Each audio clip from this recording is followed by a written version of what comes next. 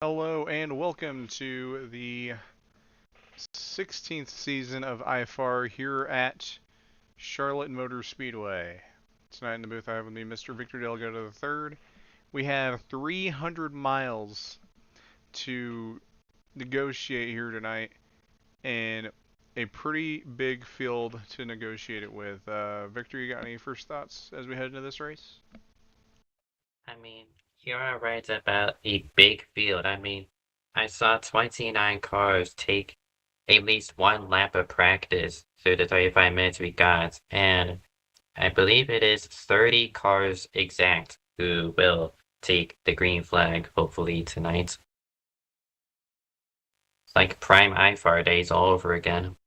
I was going to say, and then with it being this long of a race, it's going to be, I believe, endurance, but you also got to factor in all that track position. I think there's a lot to factor in here, and just being quick and being consistent. It's going to be the name of the game, but that alone is not going to win you this race. You also got to factor in, traffic and other circumstances that may hold you back or step you forward as well. Yep, this is the second of the 3 races that will take up the long distance category.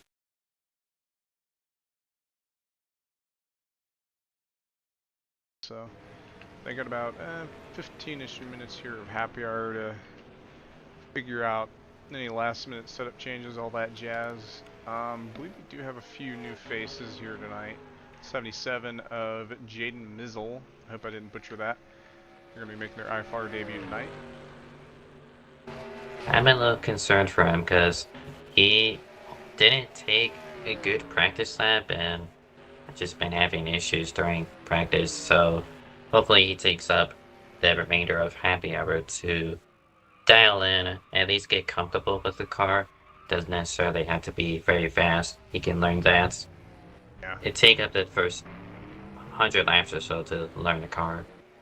A new face we've seen tonight, I believe, William Green. I'm not sure if he's racing or not, but he didn't submit a car, so he just signed up just for the race, but he did not submit a car, so you won't be seeing one on track for tonight. But he'll be making his IFAR debut if things pan out. And they're a pretty good driver. I say they're gonna end up mid-pack as they have qualified not the best for tonight, but yeah, should keep the car clean. And qualifying was interesting, and let's go ahead and bring up our pole winner was Mr. Gino Bononi in the 24. I think is. And according to him, that is a lap time he was not going to be able to replicate a 29.694. Yeah, I didn't see anybody say anything like that in practice. Even with practice having draft as a factor, so it's honestly quite impressive he was able to pull that out. And we might as well go over the remainder of qualifying. William Viola will join Bononi on the front row. That is 3rd and 2nd place in the points, respectively. Row 2 has TalhaDevYT and Daniel Rivera, with Joshua Clements and Daniel Scarpellino in row number 3. Stephen Gibson and Landon Lau make up row 4, with Liam Tingley and Skylar Den in row number 5. Harry Crawford and Cole Rodriguez, row 6, with Dimlick and Alexander Gonzalez-Greene in row number 7. Riley Trawick and Thomas Troxel in row number 8, Friesen Rodriguez. 17th with July Howell 18th and row number 9. Row 10 has Daniel Silla and Bryson Miller. Row 11, William Gregory and Dylan Negron. Row 12, William Green and Carl Childress. Then it is Shuko Shonome and Cameron Jameson in row 13, with Chris Stollmeyer and Jaden Mitzel in row number 14. And those are the final drivers to set left side, with Dan Rodriguez and Iker Vera. Without lap times, they'll have to start from 15th and the final row. Yeah, and I do want to bring up D-Dog, definitely one of the faster drivers here at these intermediates, always one guy to watch. And I know DSRA, a different league that runs the same track version, he was really in contention for the win last season. Came up just short, but really good driver at these types of tracks. Not qualifying too well. I'm really curious to see how that's going to affect him long term. I know short term he's going to really have that track position he had lack of track position. That's going to probably hurt him for the short term. We'll see if he can flip that around, maybe manifest a good finish here tonight. And Daniel Rodriguez, he finished 8th last season at the 22-car grid here at the racetrack when we last came.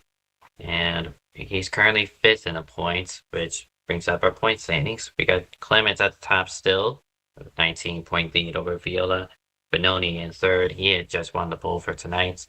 Around the cut line, it is Stephen Gibson, Harry Crawford, and Noah Dickenhardt looking good in. But the big implication here, 9th place, Jolene Sims. She has to serve a 3-race suspension, her first coming tonight, for intentionally wrecking under caution involving the number 27 of Viola. Viola 2nd on qualifying sheets.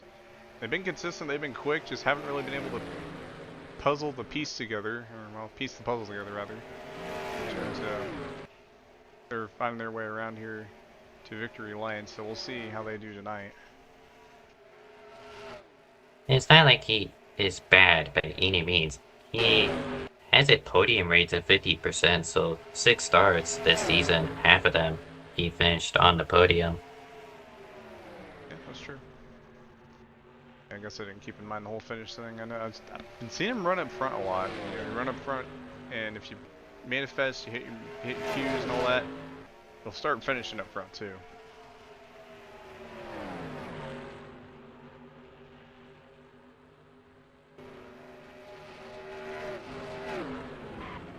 Let's see, who you got your pick to win tonight? We got a big field, so that gives me a few more options than what I normally have.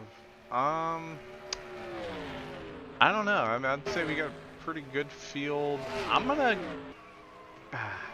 say we have a first-time winner tonight. I'm gonna say D-Dog. I know I was just talking about him a minute ago, but I think with this high field, that opens the door for, you know, maybe some yellows that may be a little unpredictable, some strategy maybe going different ways, some interesting calls. D-Dog, he's one of those guys. He's good at putting himself in a good spot. He's my pick for tonight. Interesting. So you're hoping for him to pull a last to first challenge. I'm going for the gamble.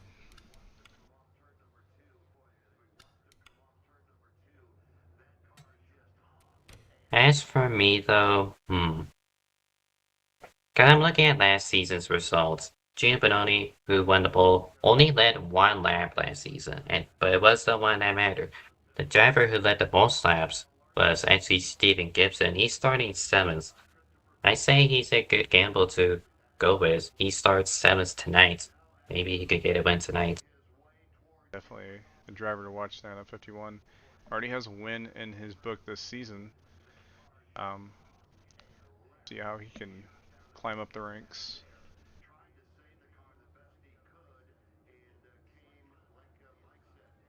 If my math is correct, 200 laps tonight. 200 laps, and it is 2x, where the only oddball of these endurance races. Daytona and Talladega are said to have 1x where, but tonight at Charlotte Motor Speedway it should be 2x, much like any other league race that goes here. So if a 100 lap race gets you 2 pit stops on a good day, I'm suspecting 5 pit stops from start to finish. Yeah, I think that's a good goal. They're about to go green here. Honestly, we got a big field. I expect a restart. We'll see. Well, I hope I'm wrong, but we'll see how that goes. Under the lights in Concord, North Carolina, it shall be Gino Bononi and William Viola, pair of Fords, leading us to the green flag. We are underway from Charlotte. And we already got death. That being Daniel Silla, I saw. Thomas Troxel, got Bryson. That's definitely going to be a reset. Well, I was hoping I was wrong. Oh well. Oh, dirt dead on the backstretch is the literal huge one. Oh my gosh! Oh!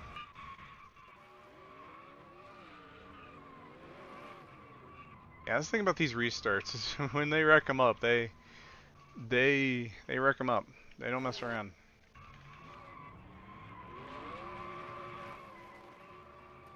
And we've had it, I don't know if we mentioned it, but we did have an off week, so we weren't racing last Saturday. Today, you're essentially doing 2 races in a single night. Yeah, make up for last week for sure.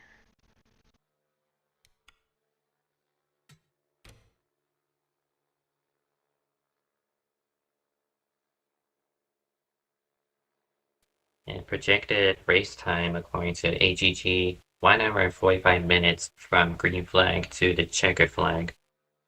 Which I say is, yeah, I say that's reasonable given what we're used to with the 100 lap race at Charlotte.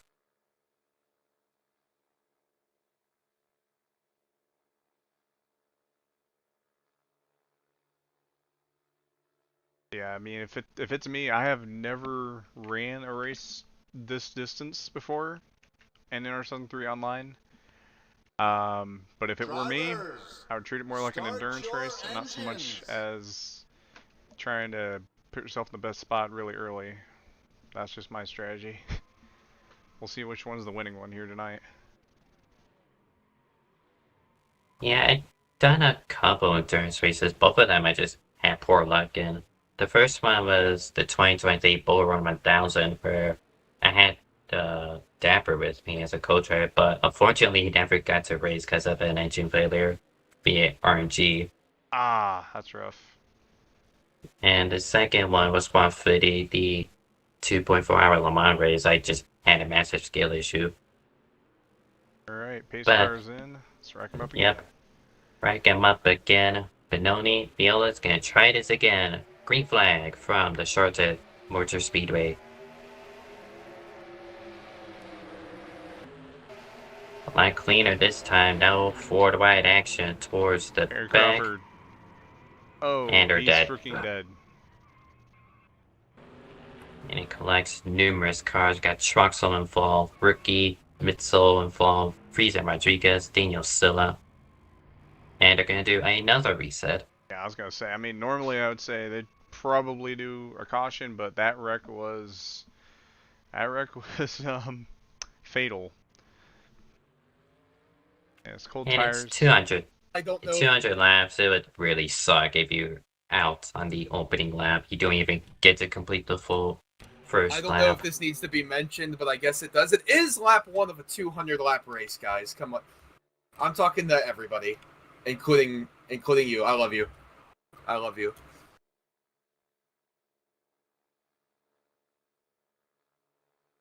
Alright, temp number 2. Or 3, I Three. guess. Yeah.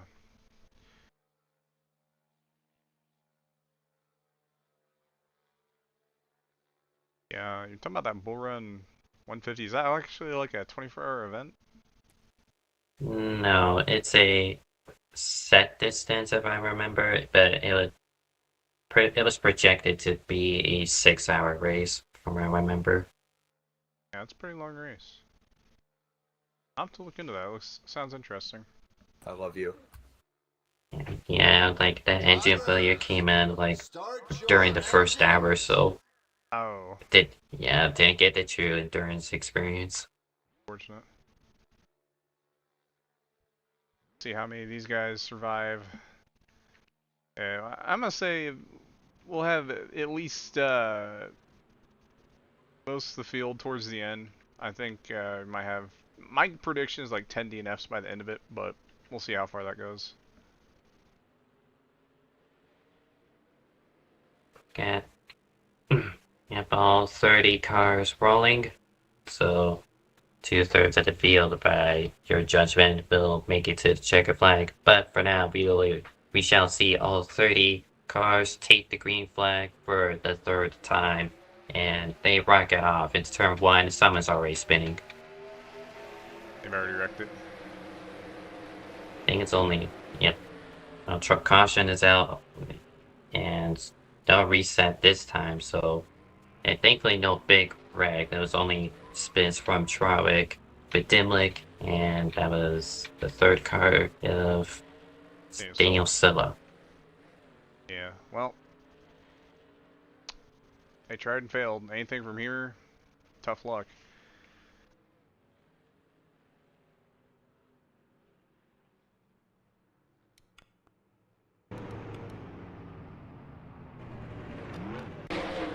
Oh, I'm looking at the replay. It's just a stack up at the inside, and Trawick just hits Dimlick. Not enough reaction time really to avoid that collision.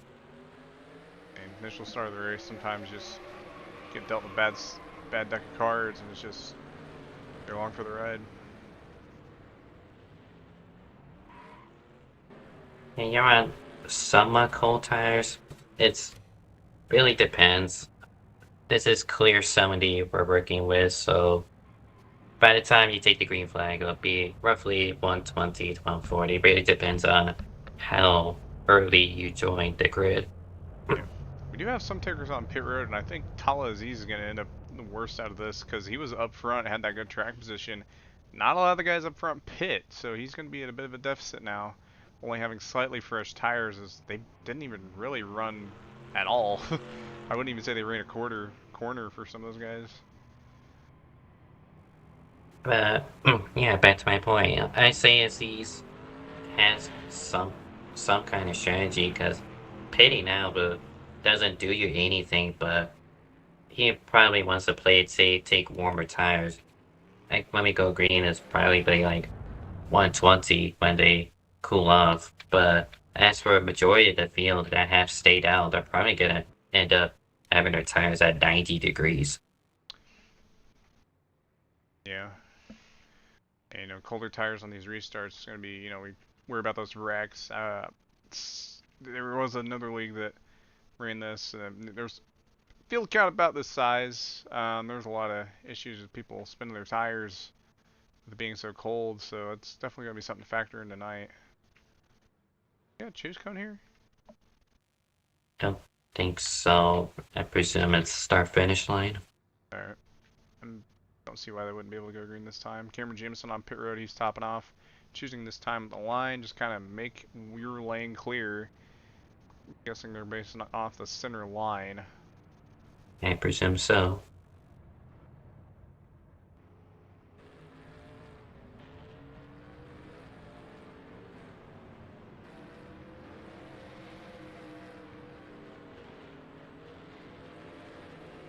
So the top two of Benoni and Viola unchanged from the starts, opting for the inside lane. First driver on the outside, number 15 of Daniel Rivera.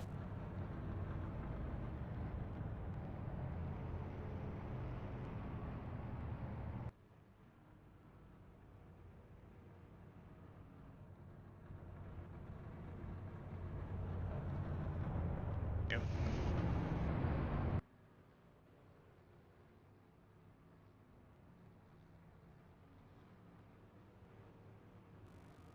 Came down out of pit lane and has rejoined us. He hasn't driven an IFAR for a little while, so good to see him back in the driver's seat. Yeah, definitely so. It's been a hot minute, and they're wrecking under pacing. The 43 has spun. Brother. I'm assuming that restart was probably waved off. We'll see. Yep, it has been aborted. We'll go another lap. Alright, let's take a look and see what happened. So 61 blinked out and merged with the 43 temporarily, just shot back down into William Gregory in the number 31.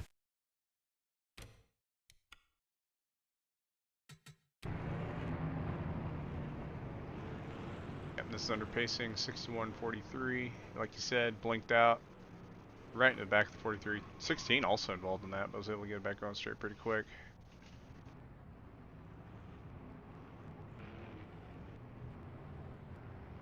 Back to my... I hate to keep circling back to cold tires, but ATG makes up a great point. Now, with an additional lap, these tires are going to be freezing, so if there's a quick yellow, that might be why.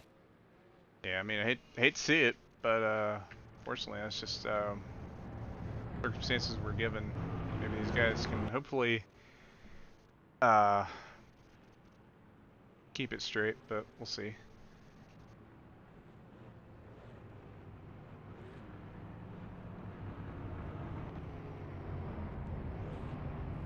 Quiet zone has been called from the RT Speed Communications. It shall be the number 24, Gino Benoni, who will have control, has to call the green flag within the dedicated restart zone.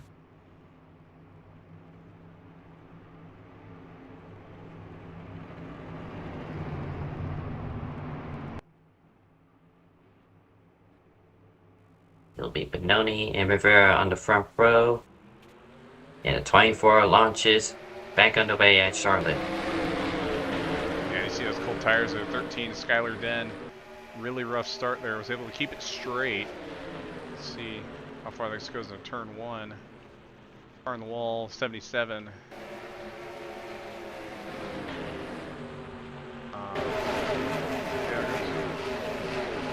Now this is the furthest we've been through all the start attempts, if you include the ones that got forfeited to reset the session.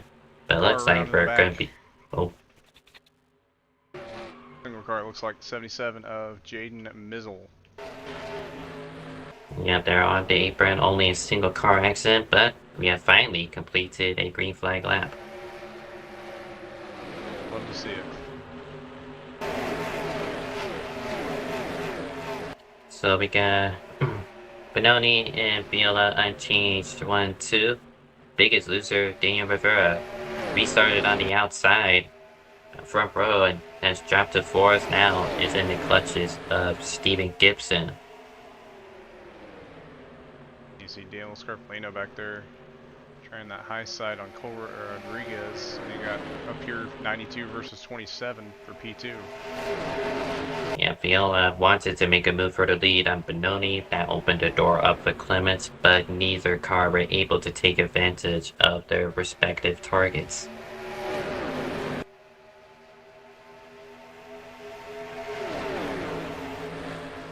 And this track does have multi-groove, but when you're having to tire save, everyone's just going to flock down to the bottom. But Scarpellino, Gonzalez-Greene, Negron, they all are wanting to take advantage of the early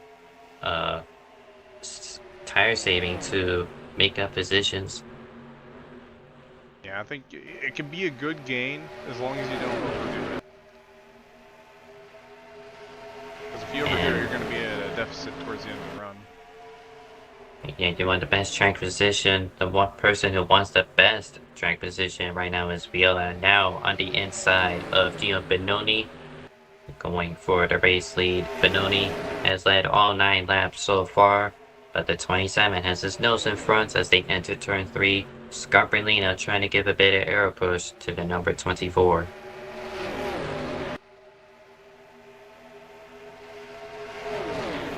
With dead even, but the number 27 credited with laps, so our second lap leader of the race so far.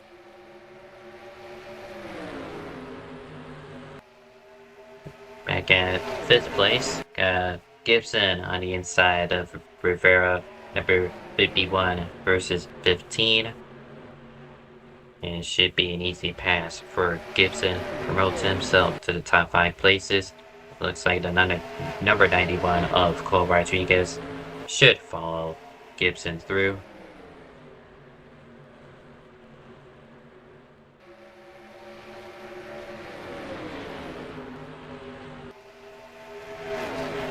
But Colruyt unable to follow Gibson. He's gonna have to slap back behind number 15.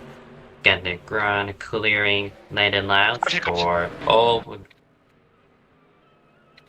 that is number 77 who spun in front of leaders. Likely just a reactionary call. I think that was a good call by the league admin there. And the 77 is told to park the car. They are done for the day.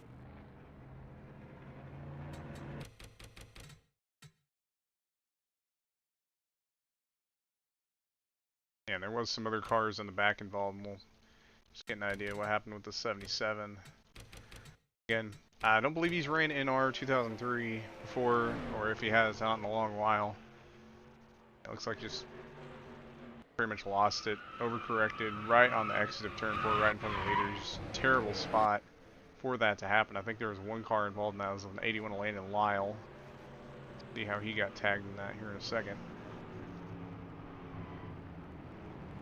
From what I could read on about Mitchell, he has a little bit of NR experience. He did list that he has 2 NR wins, though I presume those were in unrecognizable teams that have small field counts. But he does have a good chunk of iRacing wins, so perhaps it's just another one of those cases where an iRacer trying to transition over to NR2003, kind of just having a rough first race back. Yeah, I think that's probably right on the nose there, based on that. Everyone down to pit lane. This is lap 13 of 200 under our second caution flag of the race. Gonna be easy 4 tires. Top it off the field. And it'll be an easy win off the pit lane for Gino Bononi. Got Viola second, Scarpellino in third.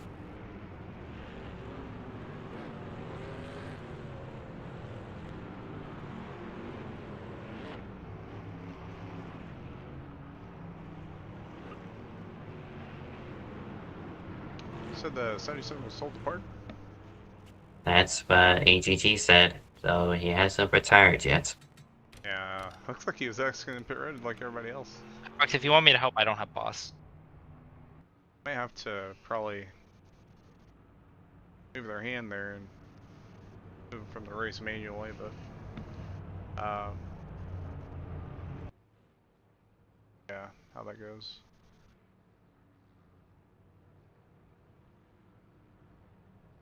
Yep, got him. I can get block pucks from here then.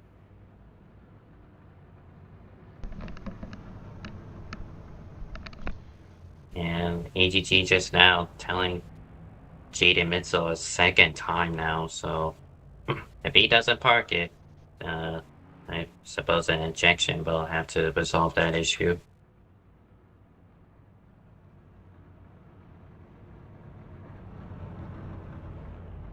You see that 24, a lot of these guys up front saving their gas. You want to extend that run as far as you can. Green is under yellow. It's not like, you know, end of the world if you don't save your stuff, but puts you in a really good spot if you do, or at least in a better spot. Yeah, choose cone. The 2 Fords from the top 2, choosing inside lane once again. Sorry, I got it now. I couldn't remember the number. I kept doing the wrong one. And number 77 has been DQ'd, so that puts 1 down. 29 cars remain on the racetrack.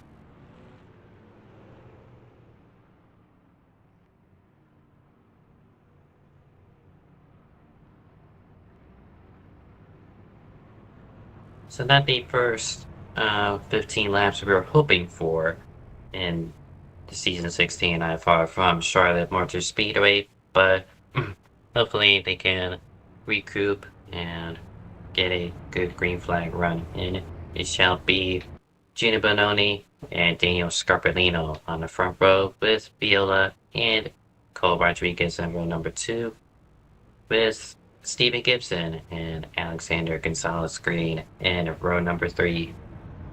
Yeah, we got a Italian front row here.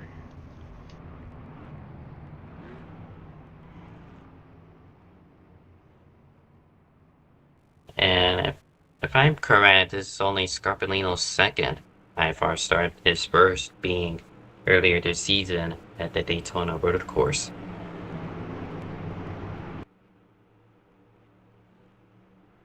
IFAR rookie versus IFAR veteran, and the veteran shall get the great launch as the control car back underway.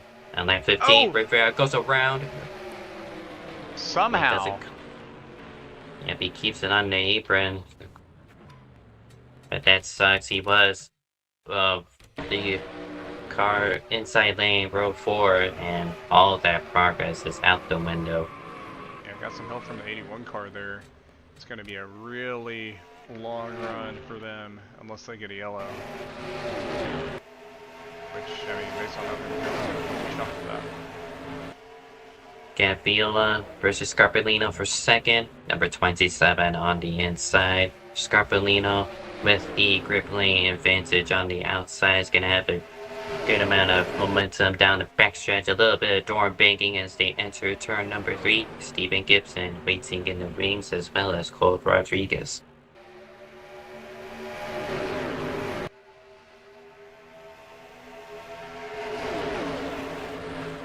Refer down the pit lane, so yeah, more tires from that spin. He's gonna have to bank on that yellow as early as he would like it to and get back in the lead lap. Yeah, I mean, there's a lot of cars in this field. There's still more opportunities for him to take some spots. I'm sure he's not the only guy that's going to have a mishap in this run. So I don't think it's going to be all doom and gloom, but definitely all right now. Front runners are starting to single file out as they're nearly 3 wide. That'll be for 10th place. It'll be Bryson Miller, number 17, on the outside of number 20, Daniel Rodriguez, fighting for the final top 10 spot. Or last, he's already up to 10th. Well, 11th. I'd say that's pretty good. Pretty good start for him. Oh God! Almost jinxed it. Almost a jinx, and they are nearly wrecking just behind that. Me and Tingley gain the wall. I saw Harry Crawford get loose as well. Yeah, I mean, Josh had to check up and just slowing all those guys in a really bad spot. And they had to just dart out the way, otherwise it was going to be a big wreck. Nice maneuver too by those guys.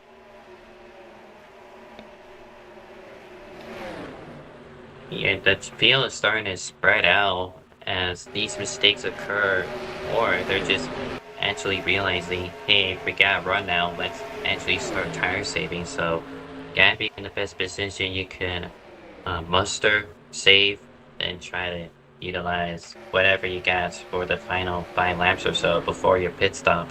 Yeah, it's a 200 lap race. Patience, I think, is going to be a really big thing right now. I think we're seeing a bit of that out of most of these guys. Yeah, Viola gained by Daniel Scarpellino for second place, but here comes Gibson trying to take away that position on the inside of number 51. Then he gets clear of the number 11 Chevrolet. Daniel Scarpellino back outside of the podium places.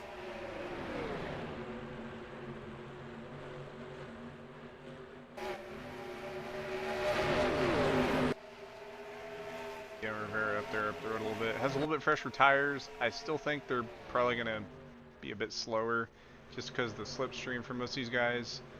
I don't know if they're going to be saving much compared, but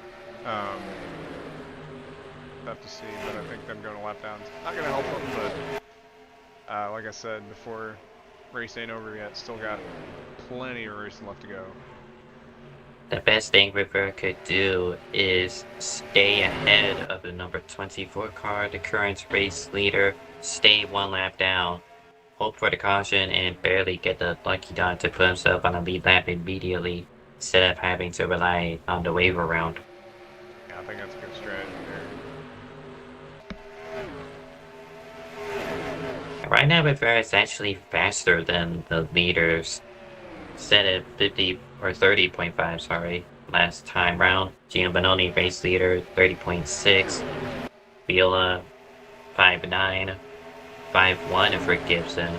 So he's closing in on these two Ford Mustangs. I think that's factor. Most of these guys up front, they're saving. They're thinking, all right, long run, bring these cars as far as they can go on the tires. And Rivera probably thinking, all right, I need to push a little bit more, try to stay ahead of these guys. Not exactly sure where that would end up going, but two different mindsets we're seeing here. Lap car versus basically the guys up front.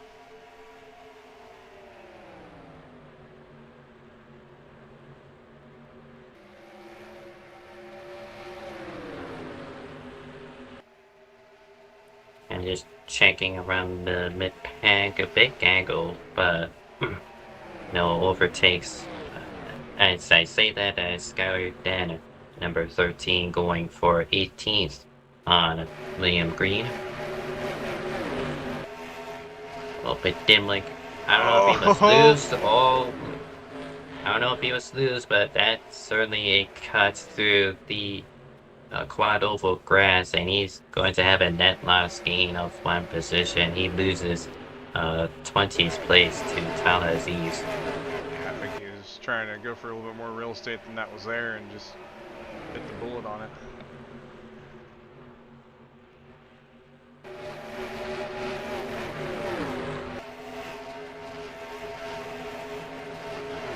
Back towards the front. Nick around peek his nose underneath AGG exit of turn 4, but nothing of value there. Battle for second, however. Benoni lost the lead to William Viola, dropped down to third now, so it is William Viola, your leader, with Steven Gibson, P2.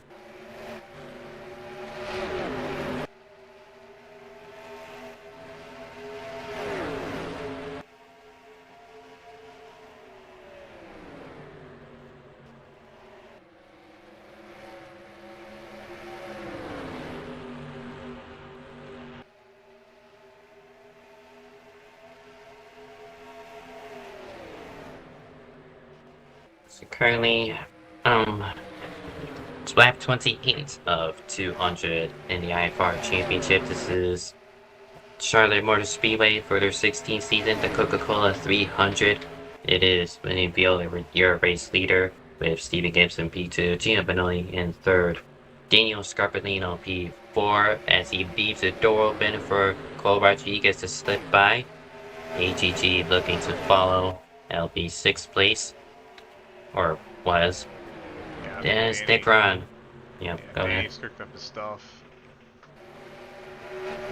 Yeah, he said 30.9 in the last lap. Meanwhile, 91, 18, and number 90, they all were in the 30.7 range on average. Yeah, but Dylan Negron, not really someone we talked about before this race. He's another guy, I was talking about him for NARL yesterday when they were going to Michigan. Intermediates has been his strong suit, and you see him running top 10 right now, just outside the top 5. He's been able to bring good finishes out of what he's been putting together, and I think if he can keep where he's at tonight, he's in for another good finish, potentially another, I think he got a top 5 somewhere this season, so he could get another one tonight if things go well.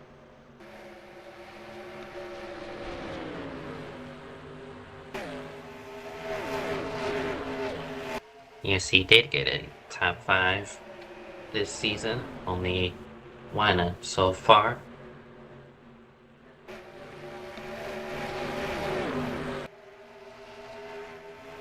it's a lot better than I can say. I think I got like 5 IFAR starts. I think I got 10, like one top 10. So this league's pretty competitive, getting top 10s, top 5s. Yeah, you gotta work for them. Might as well treat them as race wins.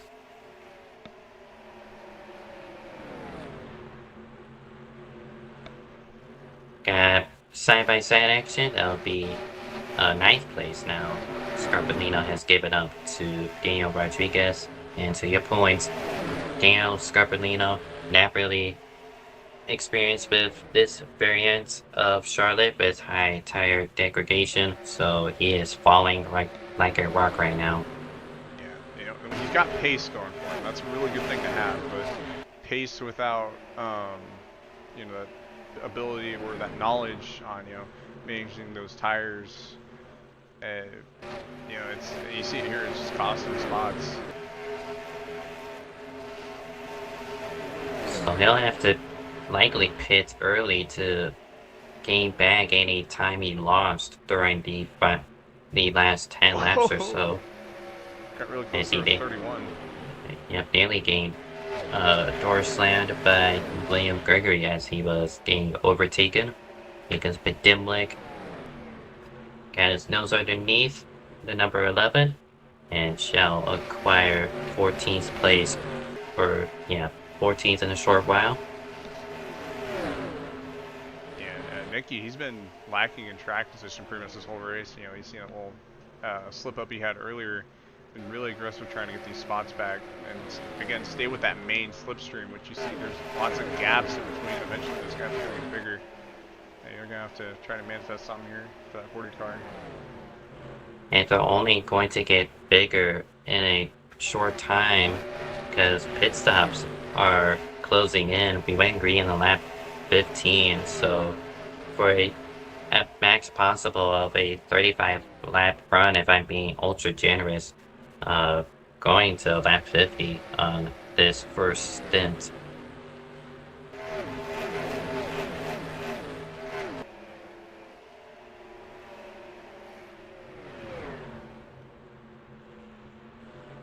And Benoni, check back with the leader, found himself getting by Gibson at some point for a second, and now he's going back to the race lead. Easy pass into turn number 1.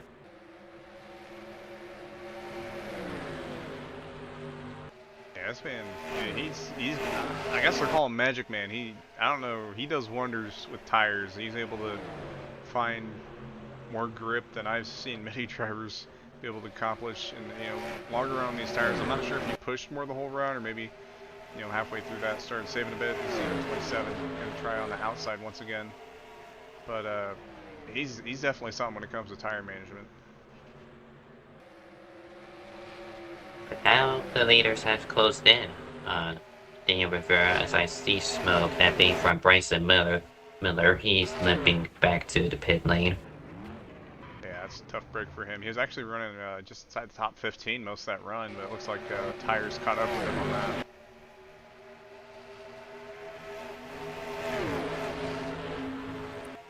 But the leaders are starting to close in on number 15, so Gio Bononi is starting to feel a little bit of dirty air. Not that it exists in NR, but he's gonna have to now feel the aerodynamic disadvantage that the 27 and the other cars behind him have been experiencing.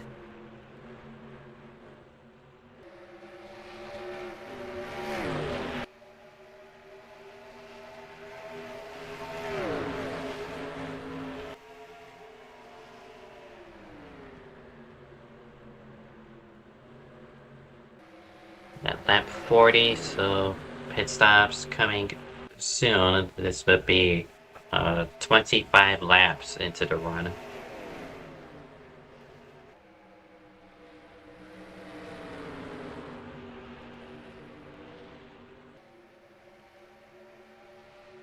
Only 1/5 of the way there at Charlotte Moore Speedway for the Coca-Cola 300, pending pit stops. Gio Bononi race leader with Viola P2, Stephen Gibson in P3, Cole Rodriguez in 4th place, Alexander Gonzalez-Greene P5, Dylan Negron P6, Thomas Truxell P7, Daniel Lau in 8th, Joshua Clements at 9th, and Jelani Howell complete your top 10. Only one retirement so far, 27 cars on the lead lap. That's a pretty good stat.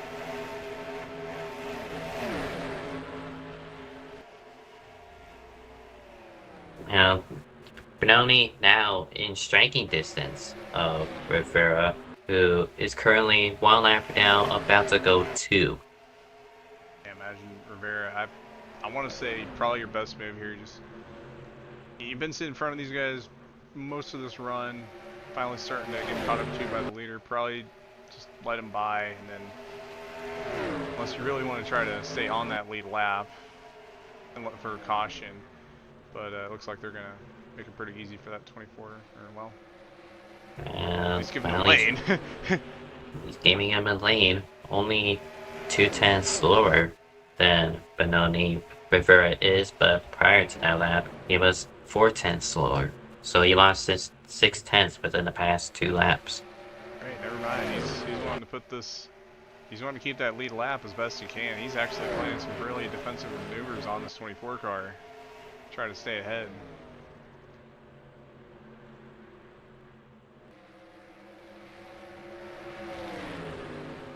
And maybe,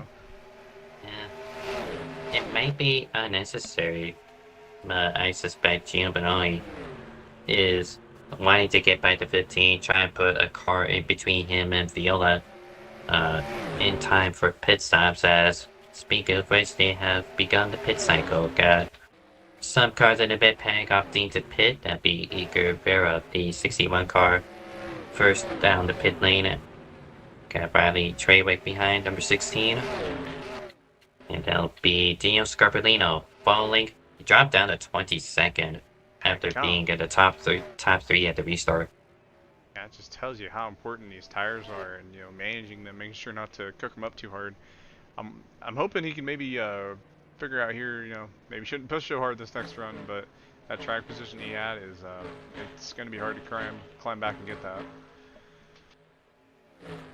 And it's especially prevalent here at Charlotte. Like 100 laps, you can do it in 2 stops, 33 lap stints. But because this is 200 laps still on 2x or 5 pit stops, you can make or lose a lot of time within those 5 pit stops.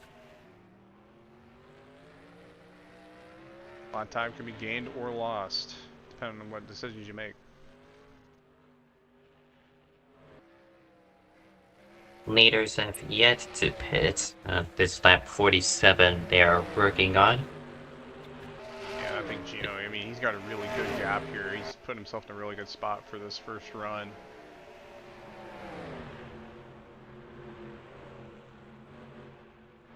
Got Viola 1 second behind Benoni. So, guys, he's gonna have to try something. Probably undercut the number 24 to stay in touch with them come the next run. But as I say that, yep, Rivera got him back around Gino Benoni to keep himself only 1 lap down. Yeah. And, normally you'd say, oh, why is the lap car battling the lead lap car? Well, in Rivera's case, if they get a yellow, they can, if they stay in front of this 24, they can stay on the lead lap and not have to get the lucky dogs who have some cars in the back there. Because the lucky dog, you get sent to the back on the restart. Yep, Cole Rodriguez from 5th place into the pit lane. Good chunk of cars follow suit. Got Nick Braun, Howell, Crawford, Bedimlik, Aziz, Gregory, and that'll be Daniel Silla leads to this queue.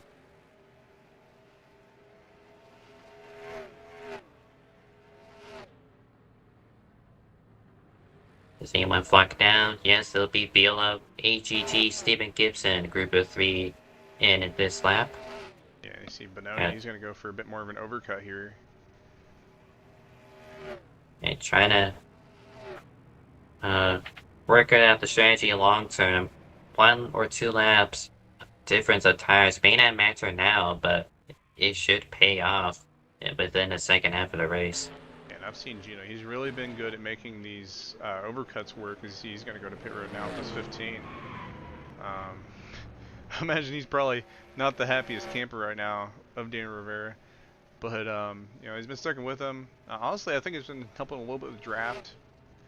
But, we got a new stint, kind of reset the field a little bit. And see where it all stacks up. Also joined by Lyle and Clements on this overcut strategy. Another thing, when making your strategies work, you have to avoid penalties. I believe I did see number 16 having to come back in, but according to the chat, I think AGG has also landed a drive-through penalty, so he's gonna come back down the pit lane. Or not, he gets a bit of a tap from the 51, not wanting to wreck him. He misses the pit lane, he's gotta go around again, so that's insult to injury. That's going to be costly there.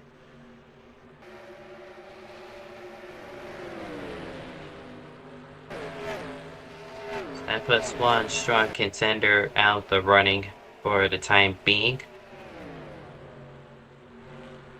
Got Benoni out to the pit lane. He's going to drop down to what is effectively 5th place. Liam Villa inherits the race lead. Cole Rodriguez P2.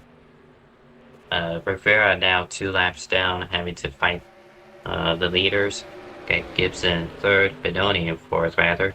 And Negron top 5. Julian Hollow 6th place. Is still in touch with the leaders, but I'd say someone on the back with Crawford, Clements, Lyle, they're gonna have to do a bit of pushing to gain the distance between themselves and the lead group.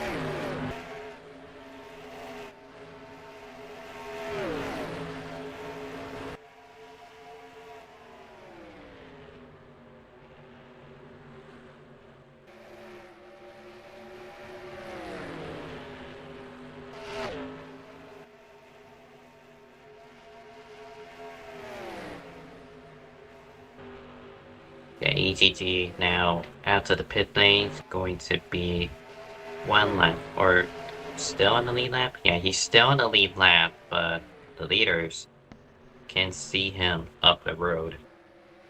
He's going to be of a deficit for sure. It's going to be interesting to see how he drives back up and gains some of those spots back if he's able to. Now, these group of 6 have formed up, and they are the only group of cars to be formed up. There is another group of 6, that being 12th place, with Dimlick, Friesen Rodriguez. As soon as I say that, they break apart, so that group of 6 is no more. They have dropped to a group of 2 and 4. TalhaDevYT is now up to 14, taking reins over that. They'll have to regroup, but that's the only other group to really get formed up in any way. So I say with ATT's case, not only is the leader directly behind you, but if you stay put with them, you could gain a bunch of time by utilizing their draft.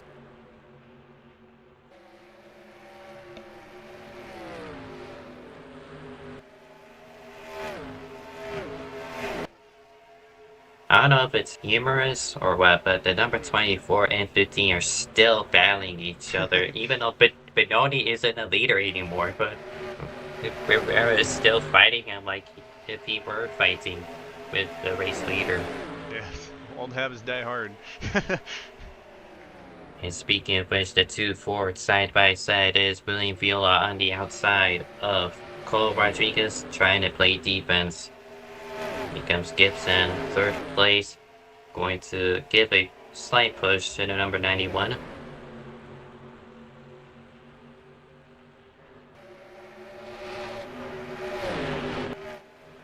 But it shall be Viola able to keep the defense going, keep himself in the lead, but that open space on the right side of number 91, now occupied by Steven Gibson, trying to promote himself to 2nd place.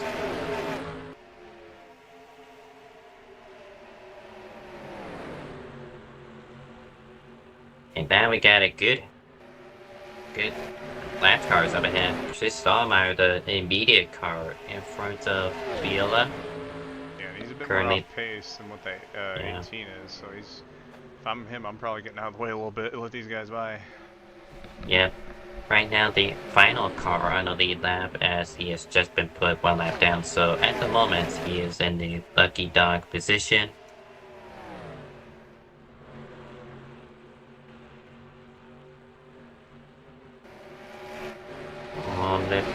Rivera tried making 3 wide with Stallmeyer and Dikant, but that's not the wisest move. Good choice for him to back out. And Dikant was also washing up a little bit there. That was not going to work. We're only on lap 60 of 200, so still got a long ways to go. Got coming to 140 to go this time round here at Charlotte Motor Speedway for the Coca-Cola 300. William Viola leads across the stripe. It'll be Steven Gibson P2, Gino Bononi in 3rd, Cole Rodriguez in 4th, Dylan Negron in 5th, Trail ways back 45, Josh McClemens in 6th, starting to break away, but Jelani Hollow in 7th, Landon Lyle in 8th, Harry Crawford in 9th, and Thomas Troxel completing your top 10.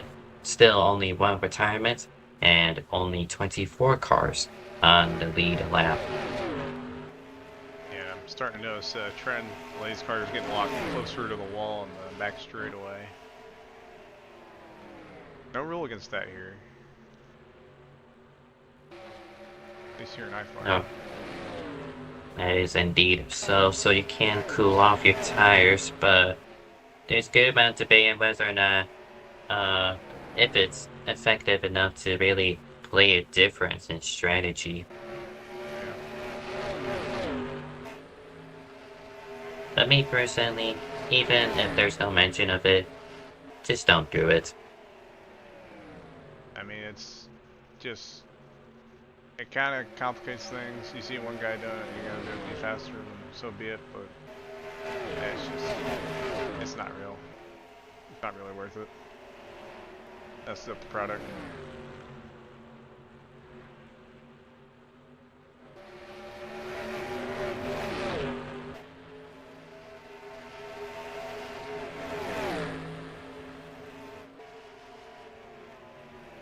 Got 3 lap cars up the road from the leaders. Got the immediate car in front of William Viola, that being the 04 of William Green. AGG, who had a pit road violation, trying his best to stay on the lead lap and praying for a caution to come soon. Then Chico Shiranomi just ahead of him, number 32. Gibson got on the wall, trying to enter turn number 1, trying to make the move on William Viola, but not close enough.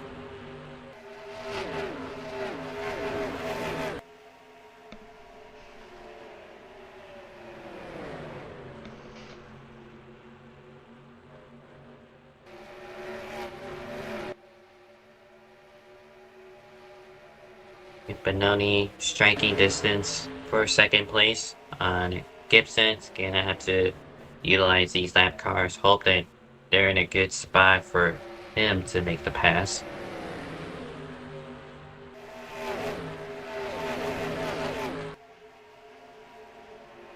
The 4/10 a lap, the 04 is off pace with the leader, so he'll go to the outside, get out of the way.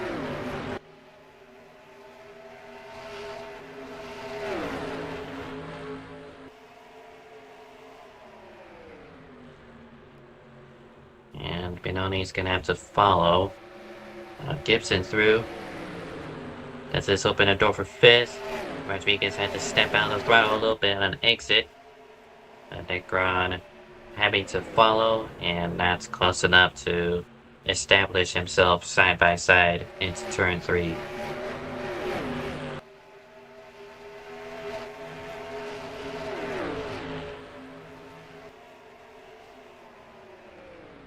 The group behind, being led by Clements, they are closing in. They are 2 seconds behind Dylan Negron in 5th, but they can use the 2 lap cars of William Green and Dan Rivera to build a bridge of draft to get themselves closer to the lead group.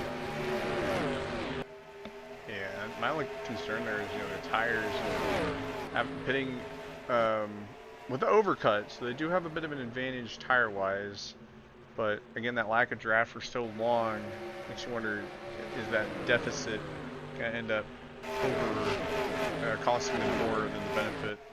of having that first retire. Well, at least with Clemens, he set a 30.8 last time. Meanwhile, the lead group all sailing into the 31, or low 31 second range. The top 3 now have broken off into their group as 4th, 5th, and 6th in their own trio, starting to lose the lead draft, being now in a battle for second. Easy pass for Benoni up to second place. So if they separate, that's going to make Clemens' chance of running down the leaders a lot harder.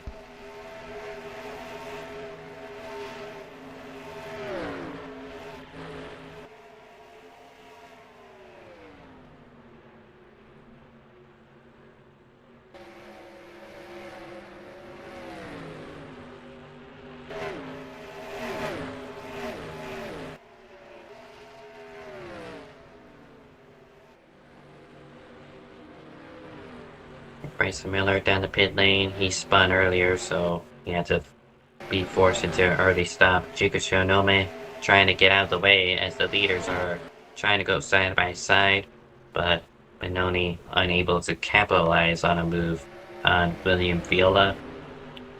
These two have led majority of the laps tonight.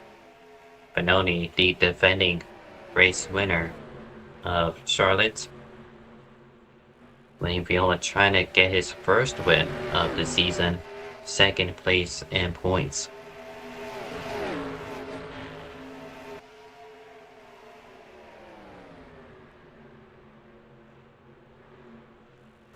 And yet now, Forrest and Bag are effectively cut off from the top 3 as Rivera now leads the lead-lap cars of 4th, 5th, and 6th.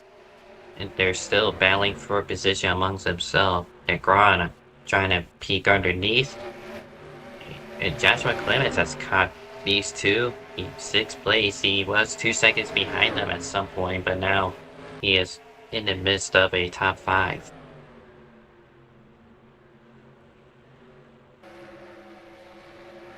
Yeah, Dylan really checked up there, middle 1 and 2. That's going to be a spot for that 92 car.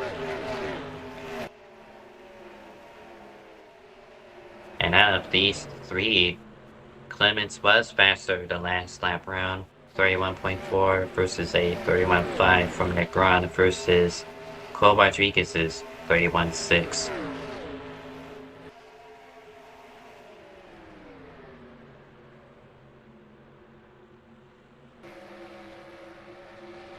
The run has effectively sailed in as Clemens brushes the wall. He's been the only car, from what I can tell, to really utilize the outside. I think he was using it there, was able to get around that 90 car, but I'm not sure if that's comfortably where he wants to be, settle in for at least running the race. But yeah, I think running that high line, really good opportunity for making some overtakes for sure, if you have that speed and momentum. Pit stops on the horizon as majority of the field pitted on lap 47, Gio Benoni being the latest pitter on lap 50, so expected pit stops are around lap 80 to 85, so we're 5 laps away from that. Kind of a repeat of that last run with Gino kind of holding back his stuff a little bit and then ended up with a pretty solid gap after, and you see that's kind of the same thing happening here.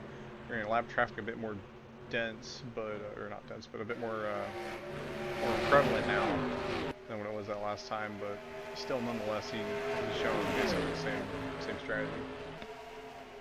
Yeah, Benoni 1/10 quicker than Viola this lap. Oh, a car got in the back of the 18 in turn 1. And these two are fighting for position. Guevara on the apron trying to pit as one way to do it.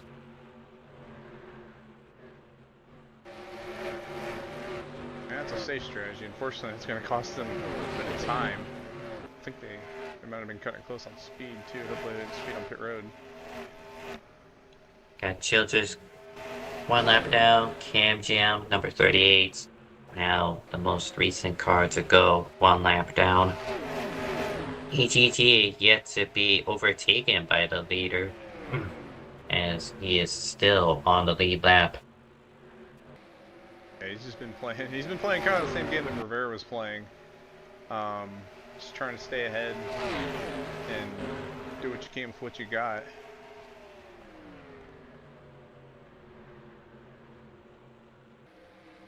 And we are expecting the leaders, most of the lead lap group to come in. I can't speak, but Chancellor Clements called into the pit lane this time.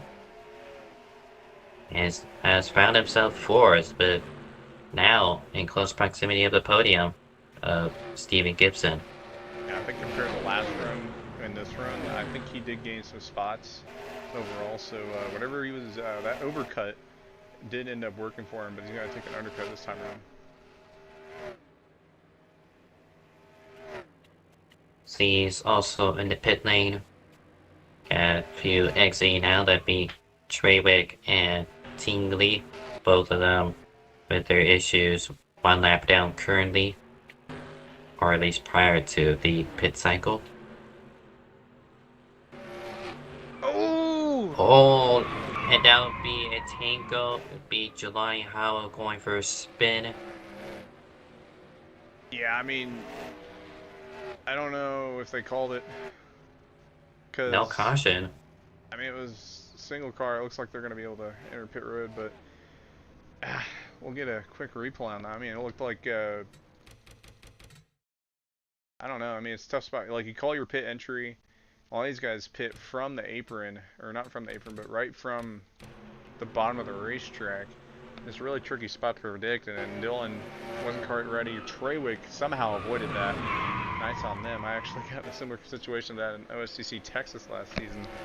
It's just really tough situation. Don't really know who you blame on that, but overall, I think that's going to really hurt the 19 and the 16, who pretty much ate the wall after just exiting pit road. Makes their race a little bit more difficult. In fact, yeah, no side on that 16 anymore. Completely caved in. Well, I don't know about Liam Gregory is doing in the pit lane, trying to reverse, probably missed his pit box by monster length, but yeah, a little bit strange there. But back to your topic, Jelani did call in his entry, but with this many cars, track lag is something that could happen. 29 cars still on track, and all of them have a relatively same pit strategy, so chat messages tend to trip over each other. I don't suspect that Garan knew that the 19 was coming in until it was too late.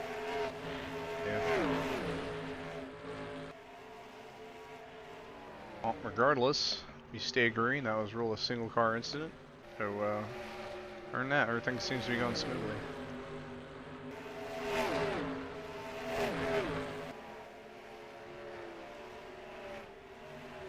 Got Viola in from second place. Got Cole Rodriguez up the road, just exiting. Was last scored 5th, as the lead app group is still pitting, soaring through pit strategies and trying to complete the cycle.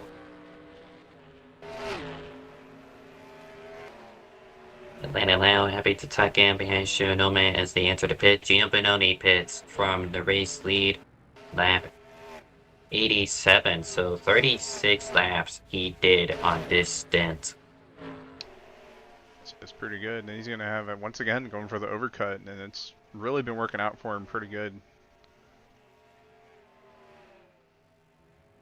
Yep, now it's going to be roughly a 3 to 5 lap advantage on tires Bononi's going to have over the rest of the field. That is a really great advantage to have. And we're not halfway yet, but we're about to be.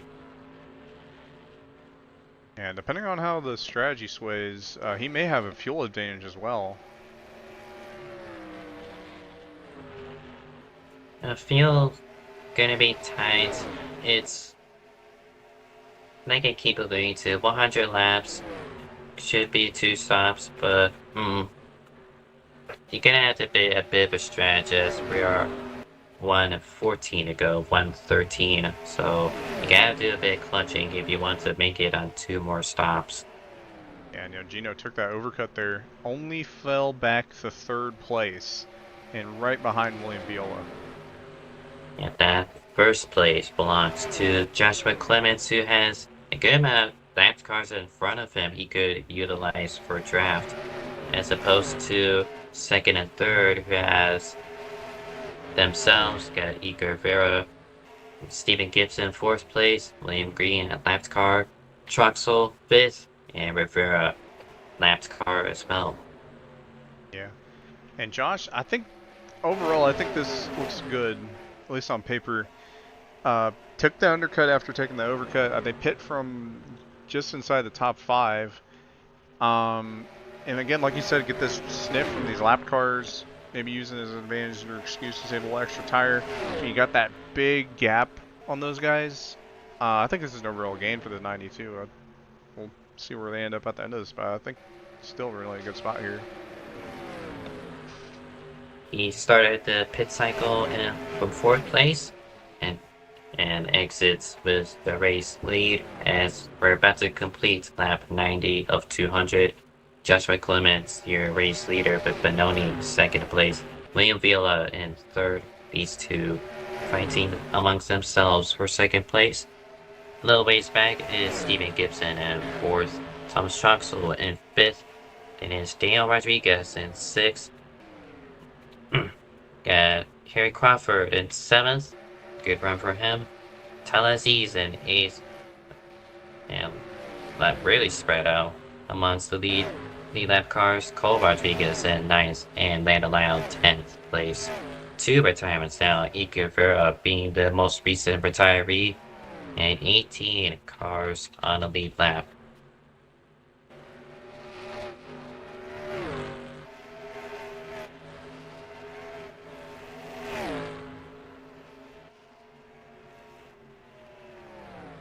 Yeah, I think now it just comes down to just getting in that flow state.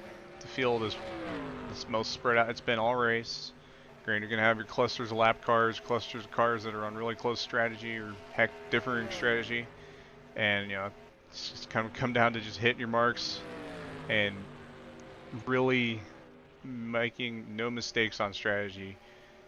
That's really going to be the name of the game here from here, I think.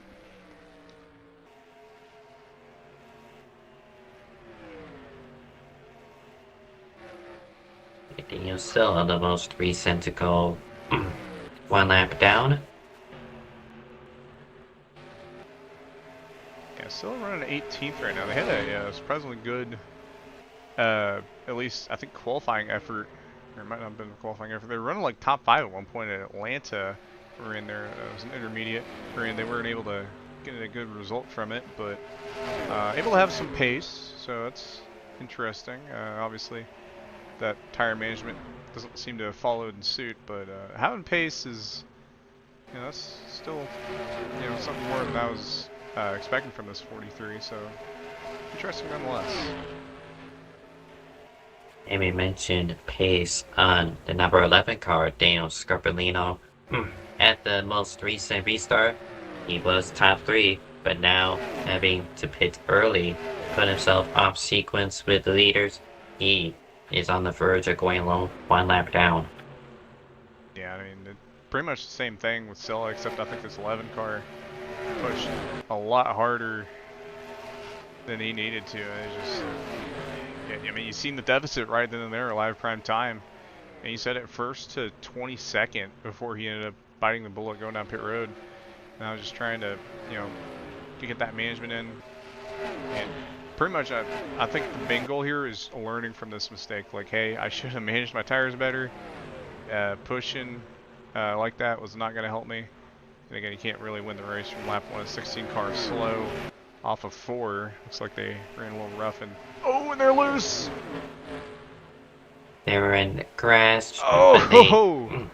pretty decent rejoin into turn 1, collects no one else, but that does put the number 43 of Daniel Silla into the wall, likely from reactionary avoidance. Oh, 15 in the wall. In the back. They're parked on the apron. Not sure what happened with them. And they have retired. He had enough. He was the ultimate loser of the restart. He's been stuck 2 laps down for a majority of this race, and at this point, he likely came to the conclusion that he's not going to get back in a lead lap. I think especially that was pretty much the nail in the coffin right there with that incident. From William Green coming in a little too hot into turn 1, just pretty much slimed him out. Yeah, rookie mistakes, especially at the Premier Racing League, that is IFAR, or the NR2003 online scene.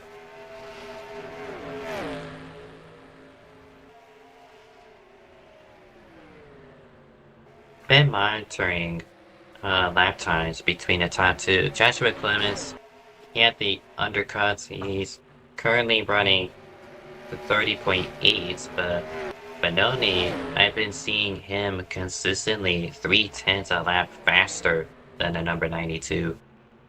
Yeah, and it's all about, again, took that overcut 5 laps. And, being quicker here, I mean, he's trying to have that advantage. Again, that 92, like I said, had that draft, and like you said, the draft was going to help him a bit. He's kind of staying with them, the same guys he was. I mean, he's gotten around a few of them, but he's kind of staying in that same area. He's probably going to have a bit of a deficit, but I think if he can hold on to some of this track position, it'll put him in a really good spot towards this next pit stop. We have finally reached over halfway in the Coca-Cola 300 for the IFAR Premier League Season 16 at the Charlotte Moore Speedway. Joshua Clements, your race leader, with Gino Bononi P2, rapidly chasing him down. William Villa in 3rd place. Then you got step back, if I could find 4th place, that being Steven Gibson. If I can find him. Here he is. Then it is Troxel, 5th place. And Daniel Rodriguez, P number 6. Harry Crawford has caught him, number 76, and P number 7.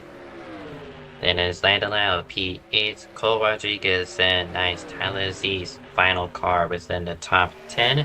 We've had a rough start to the race on 2 cautions, but those have been the only 2 cautions we've had this race. This 101 laps complete now, being 3 retirements. Dan Rivera being the most recent, Igor Rivera, and Jaden Mitchell, while 15 cars remain on the lead lap.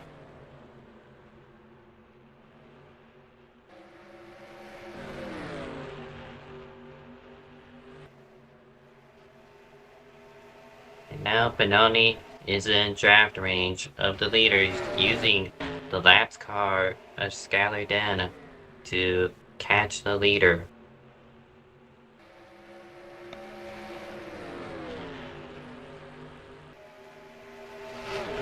Lap time staying the same amongst these 2. Clements 3/10 a lap slower than Benoni as we head into the midpoint of his stint. Skylar Den trying to make a move on the race leader, trying to put themselves back in the lead lap, but now they're going to have to get out of the way as Gino Bononi rides on the rear bumper of the 9092, and they're going to be side by side down the backstretch.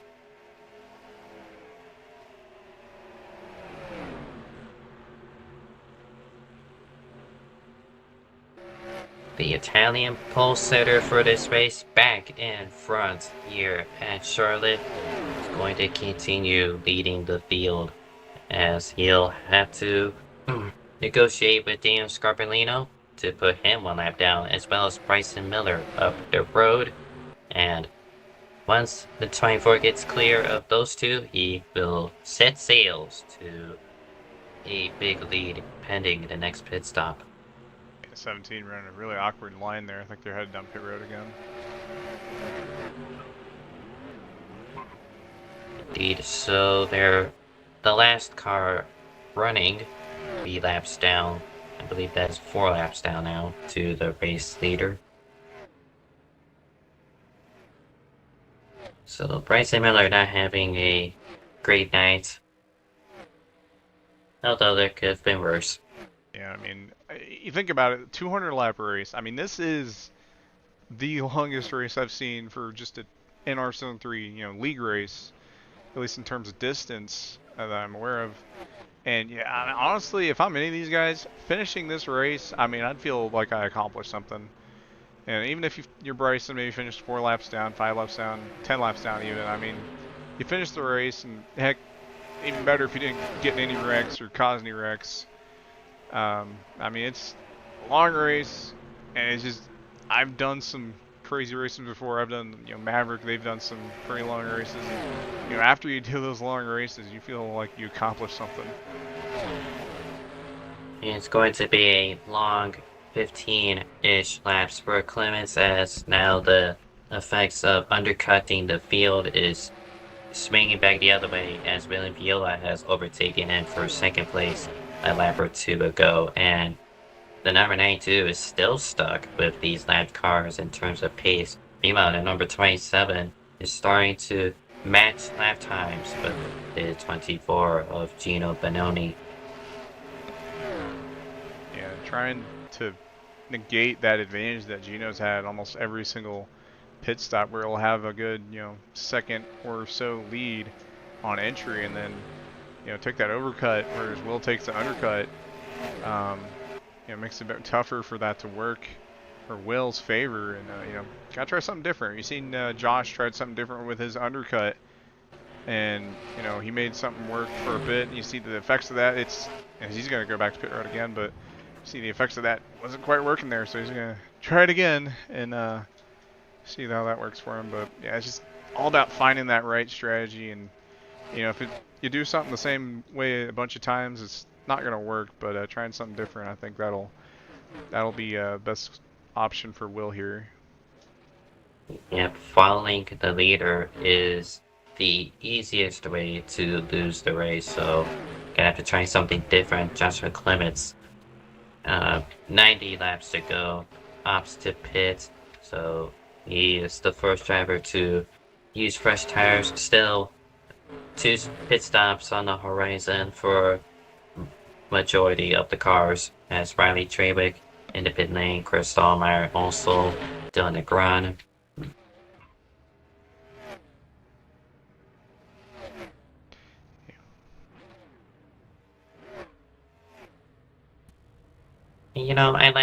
I like the idea of a 200 lap race, especially here in IFAR. Like, when you get a long enough run, it's like real NASCAR prior to the stage cautions. You got all these different strategies starting to flesh out as the green flag run goes on. So now I don't even remember what lap these drivers pitted on, but they're all vast. Everyone's strategy at this point is vastly different from the other.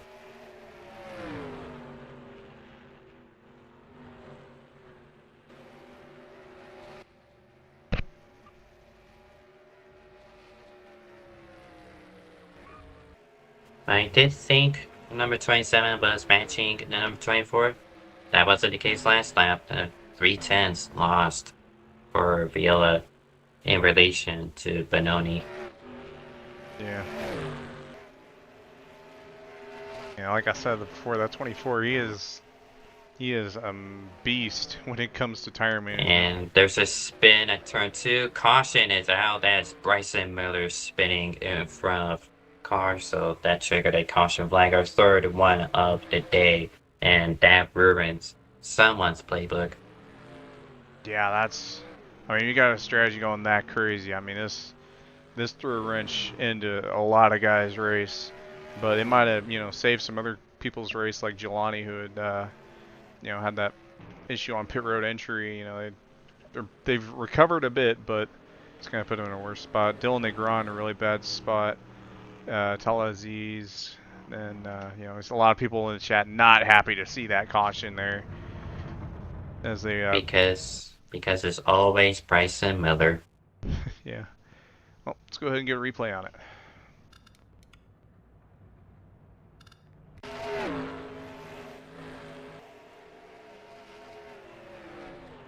Yeah, I just drove it too hard in turn 1 and just unfortunate. 8 cars on the lead lap. Number 13, Skylar Den, will receive the lucky dog, putting them 9 cars on the lead lap. But look at the names that have fallen victim to this caution flag. Joshua Clements, TalhaDevYT, as you mentioned. Number 20, Daniel Rodriguez, Thomas Troxel, both of them are in the top 10. A lot of guys are having a good race in that Phantom Yellow. This is probably the most painful type of yellow you'll see, because this is probably one of the longest runs in terms of just how long the race is being. You'll see, and just formulating that strategy, crafting it, and making it to what it can be, and then it just one mistake, and all that progress is gone.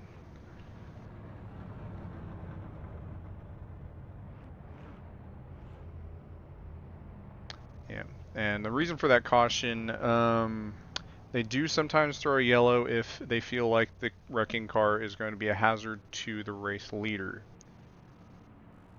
Well, just the racing in general, as the 17 has climbed back down the track as he was spinning to be a moving chicane in the middle of the corner. And you cannot pit. Justifiable call from the Adkins there. The lap cars on the pit lane. Well, all of them and a good chunk of lap cars who don't feel like staying out. Yeah, I mean, some of those guys that went a lap down in that. I mean, they're just getting beat to death with hammers right now because 1, you're gonna have colder tires. 2, you're gonna be in the back still, and 3, well, you lost all that track position, which I guess drag race out the pit. But...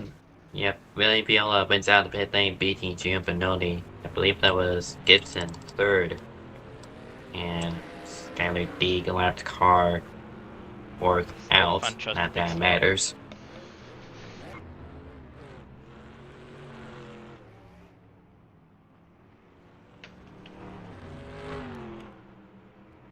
I guess the other disadvantage those lap cars have, or not those lap cars, but the cars that had pit right before this caution, is they have more wear. I mean, it's a lot going against them right now if you pit before that yellow. Yep, and those said cars are opting for the wave around, so that puts them at a disadvantage as opposed to the leaders who have taken fresh rubber. It's still a 2-stop strategy from here on out, but having worn tires versus new, it's night and day. Yeah.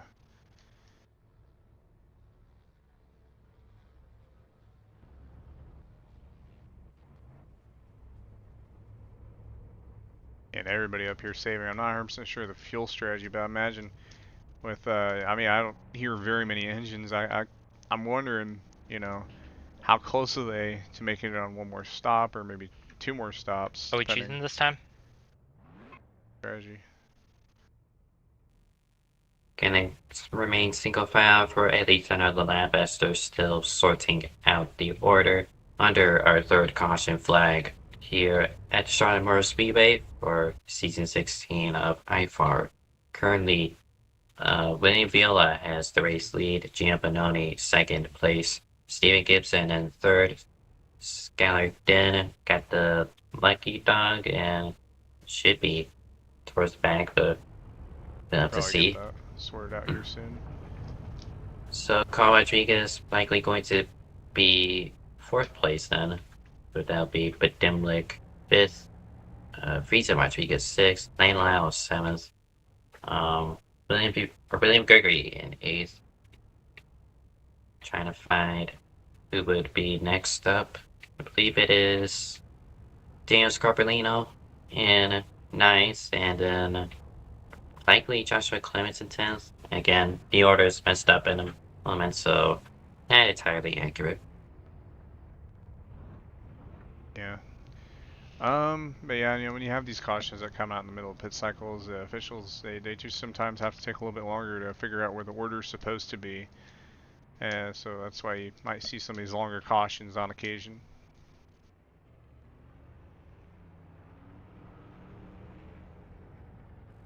And it is Alexander Gonzalez-Greene and Joshua Clements, the 2 race admins for tonight. Both of them actively racing, but we do thank both of them for providing us with the great racing IFAR has experienced.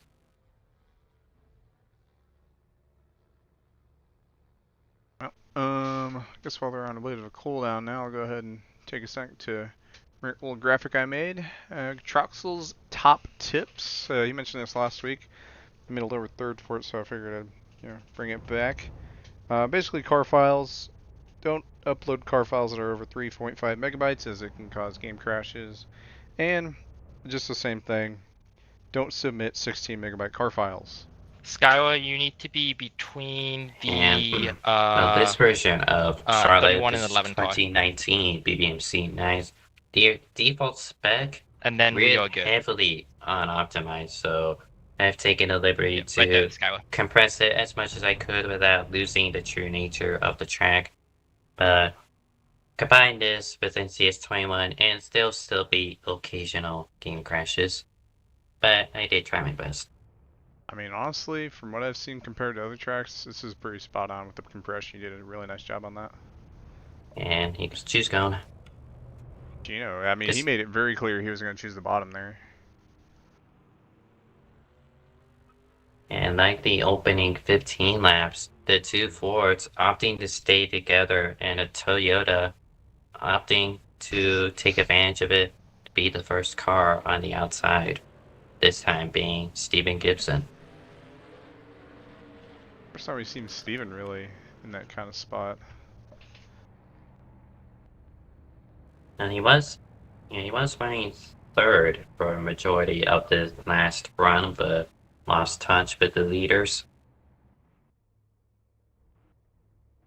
And this re-racks the field. If you messed up your strategy the first time, maybe you learn your mistakes, maybe didn't push hard enough, maybe pushed too hard. I mean, this puts a lot of cars back in the game here. And, it come down to, again, there's still a lot of laps to go. Not like we had earlier, it's about 80, I think, at the line, 80 or 81. But it's, a lot of guys back in this, so it's going to be back together and see how it goes. It's going to be 81 to go when we take the green flag. It might as well be a disarray race at that point. Yep. Just chop it in half, and now you got a full-length race left with some guys 27 down. control car. Some other, other stuff as well. Again, this has been an endurance race. 3 cars have come subject. They wear cold tires, and people are on very different tire sets, so just be aware. Good note there from Joshua Clements. A lot of guys on different tires. Let's not have a repeat of lap 1. It shall be Vila and Gibson on the front row, Benoni and Cole Rodriguez. Row number 2, we are back underway from Charlotte, 81 to go. And I believe that's Juko Shinonome in the 31 question mark? 32. 32. Yeah, he had a bad start. Gino Scarpellino in the wall in 1. A little bit of chaos, but I think they get it sorted out fairly well. Already a lot of split for the most part. And perfectly for the leaders with fresh tires, they're set ahead of the majority of the field who have opted for the wave around and are on very worn tires. Daniel Scarpellino, one of those cars to stay out back down the pit lane. Yeah, and he realized that mistake really quick. Went ahead and just bit the bullet, go down pit road. It's going to cost him, but Sorry, I again. didn't mean to bully you there. Oh, on the wall, that being Daniel Silla, exit turn number 2. Yeah, we There's gotta be more ready. cars, that being Riley Treywick and Liam Tingley on the inside wall. Caution has been called. Oh, made it a couple laps.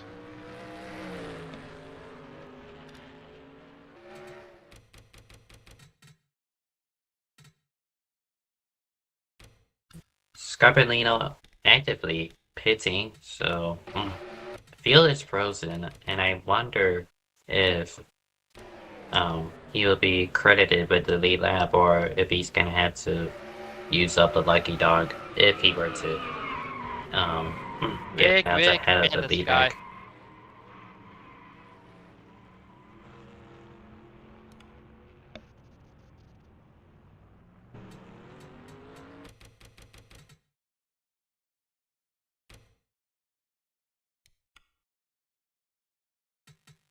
So Daniel Silla caused a caution, he self spins and just in reactions to avoid the wreck, Carl Childers slows up, and Liam Tingley clipping him, and Riley Treywick nowhere to go on that.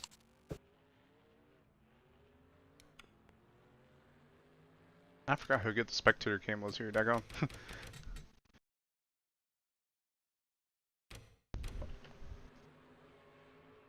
And 3-car collision to trigger our 4th open. caution of the night. Much like before at the start, cautions breed cautions, everyone back down the pit lane.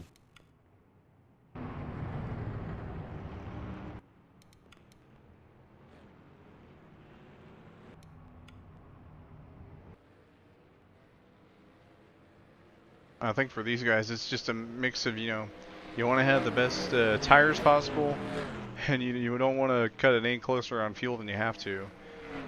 So naturally, a good decision here. Most of the field pitting here.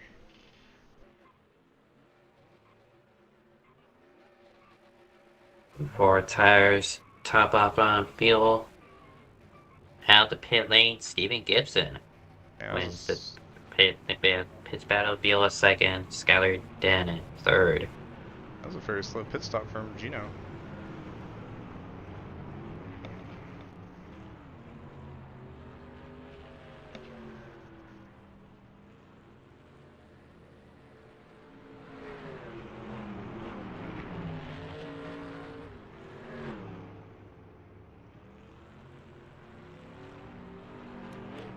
What are the numbers besides 43? A couple of black flags. Nothing more to Daniel Silla as far as I know. Let's put Steven in the catbird seat. First time he has been the control car this entire race. See how he does with it, but it's just been the Gino and Viola show pretty much the entire event, and for the first time tonight we got someone other than those two. Makes you wonder, can he hold him off? Or, I mean, we still got like quite a few laps to go. There's still a lot of racing left, but curious to see how he's able to dice this up, considering now that he's the control car.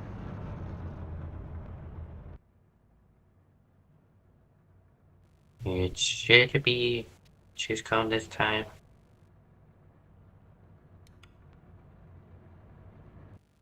They are not. Nope. I'll let it go another lap. Likely sorting the left cars towards the back.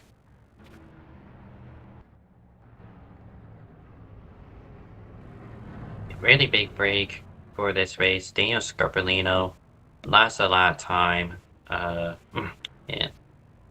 In the long run stint, we did have almost 100 laps, and he went from 11th or first to 22nd in a span of 20 laps.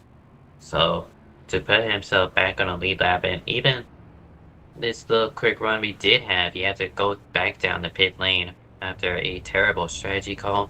He is back on a lead lap, currently scored 19th. Yeah, I mean, considering all that's happened to him this race, I mean, it hasn't been a bad race, but he had that just really bad strategy. It has really put him in a bad spot the entire time.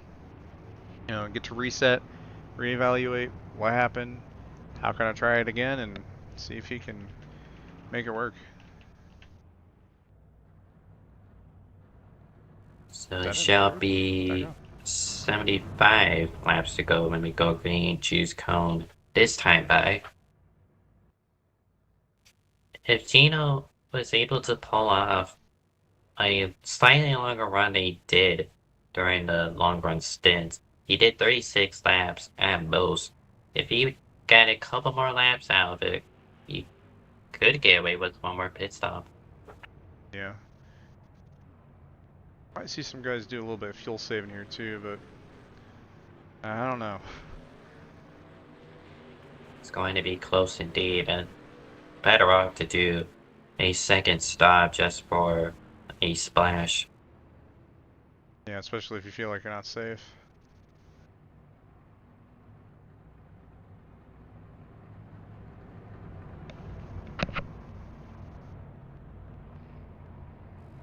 Under the fourth caution flag, we are set to go green this time by 75 laps left in the books.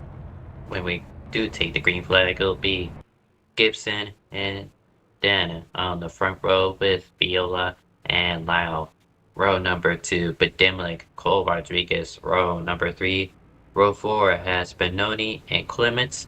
Row 5, Friesen Rodriguez 51. and William Gregory.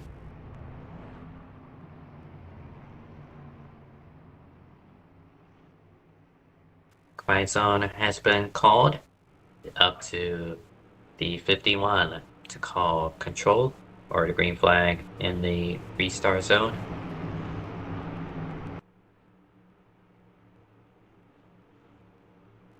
(11:16) local time, but still plenty of action left. Number 13 does not get going on this restart. Gibson pulls away. William Viola is set to take second place. And already was a little bit more time on the top 13, did not get a good turn 1. And that's going to shuffle them down the order. Now outside the top 10, I presume. Stuck 3 wide on the outside. Number 18 and 20 going by.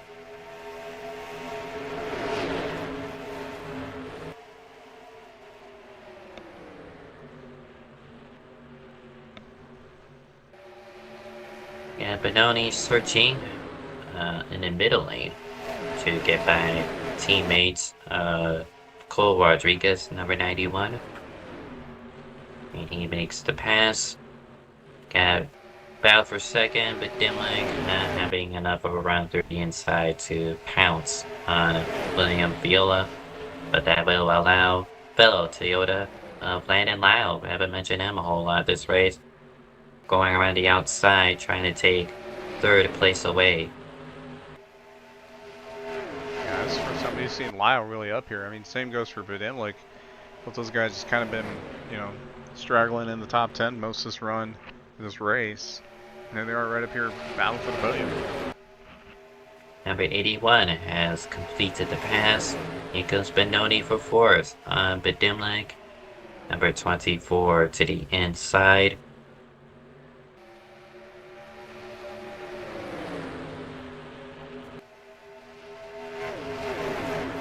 And Budimlik backs off, lifts off during the backstretch. That's the 24 by. Budimlik loses fourth place, and there's going to be a defensive exchange for sixth place. That'll be Cole Rodriguez able to defend Friesen Rodriguez. The 3 Rodriguezes in line: Cole, Friesen, and Daniel. 5th, 6th, and 7th. You couldn't script that if you tried, daggone.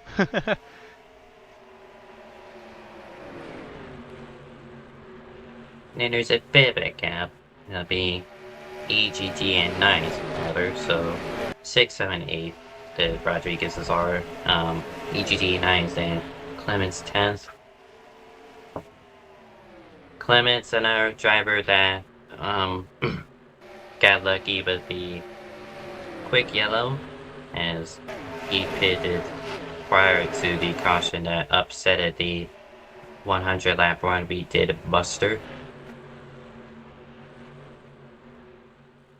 I'm hearing him clutching through the corner, so to your point, fuel is likely a big discussion amongst these voice chats.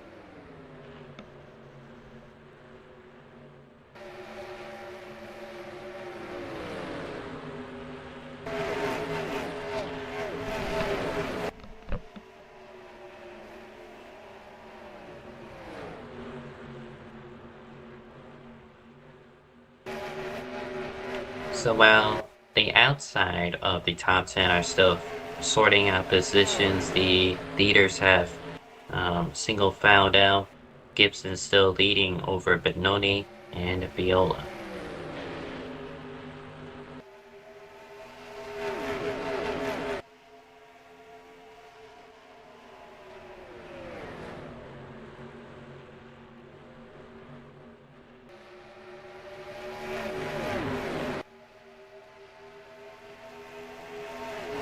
Clemens is losing time to AGT. We saw this before. He backs off quite a ways during the first stints, but once pit cycles have cycled through, you'll see the 92 suddenly be battling for the lead.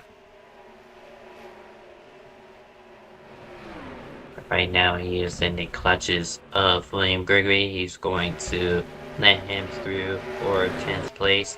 Thomas Troxel with a bit of a run as they enter through the quad oval, trying to take over 11th, but unable to do so. Meanwhile, side by side behind him, be for 13th as number 76, Harry Crawford, warping. And that's a defensive way to keep the position, but, well, but that does allow his teammate Abdelaziz to sneak to their inside, trying to take away 14th.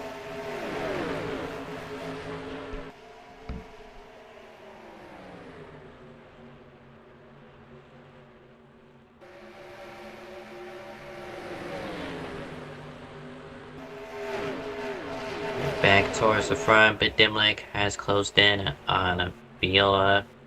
Number 40 Toyota looks to have a run down the backstretch, but doesn't capitalize. Into turn 3, it's gonna have to build up a run again.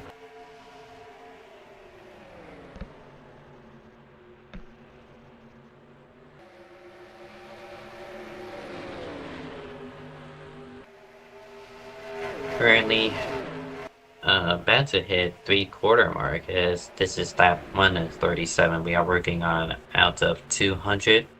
This is IFAR Season 16 from Charlotte Motor Speedway. Stephen Gibson across the line. He will continue to lead over Gino Bononi. Lane Viola breathing down his neck in third. But Dimlick probably scared for his life, as there was a bit of a lunge from the number 81 of Lane Now in 5th place. Well, what a move from Dimlick. Gonna try the inside through turn 3. Bit of a fake out down the back stretch. Viola is gonna easily defend that position from the number 40. That was going to be about amongst the Toyotas before they quickly sort that out, entering 1. Meanwhile, 6th place, Cole Rodriguez having to witness that battle. Frieza Rodriguez, P7. Alexander Gonzalez-Greene in 8th. Daniel Rodriguez in 9th. And William Gregory completing your top 10 of the 30 stars. Got Bryson Miller, got Daniel Silla involved. And that will be caution number 5 of the night.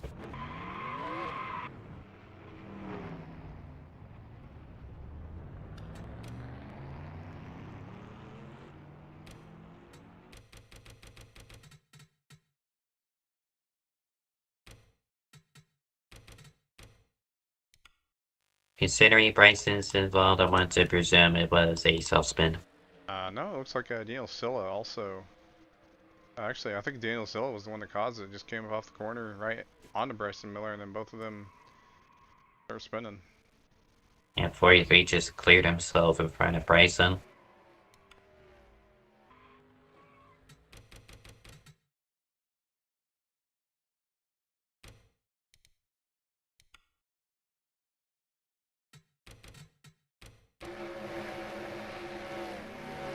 So everyone heads towards the pit lane as we're about to complete 140 laps. 60 laps remain. 25 Lucky Dog, right? And 25 of Liam Tingley, Lucky Dog, so that puts 22 cars on the lead lap.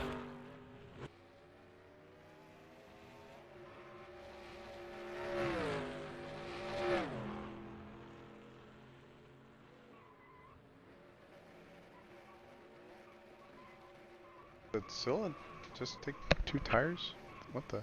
He pitted a lap early, but there's going to be contact amongst the leaders. Gibson narrowly wins out of the pit lane, but Viola second, Benoni third. I was about to say, I don't know about taking 2 tires right after spinning out. I don't know if that's the best strategy. But yeah, I guess he did pit before. That would be something he could do, though.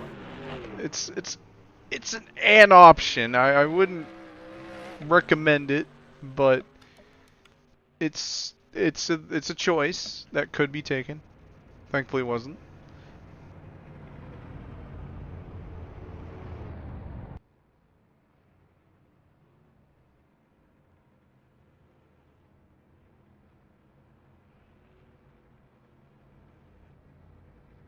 But despite that Wait, forward choose this option, choose cone this time. Despite the forward chaos across the yellow line, Gibson defends the race lead over Viola, Benoni, Bedimlik, Lyle, Frieza Rodriguez, Cole Rodriguez, Daniel Rodriguez. They found each other again.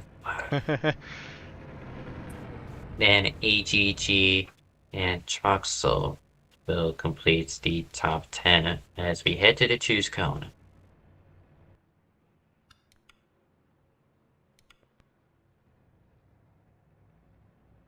Interesting, while the theming of the top 2 staying together remains the same, that ultimately splits up the forwards as Viola, second in line, stays on the inside. Gio Benoni goes to the outside to hopefully take the lead away from the outside of Steven Gibson.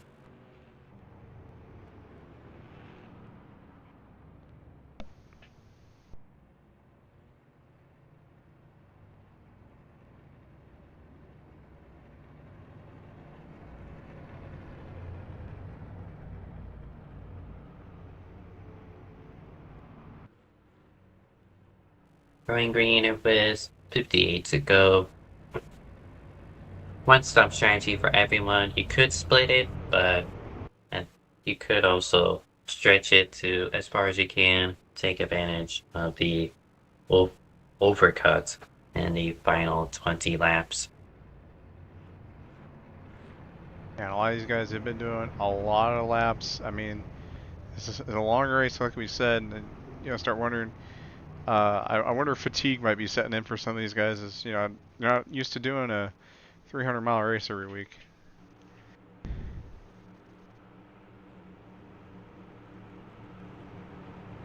And Bryson Miller has fallen out of the server. Hopefully they don't abort it, because the game would prompt his rejoin if he were to come back.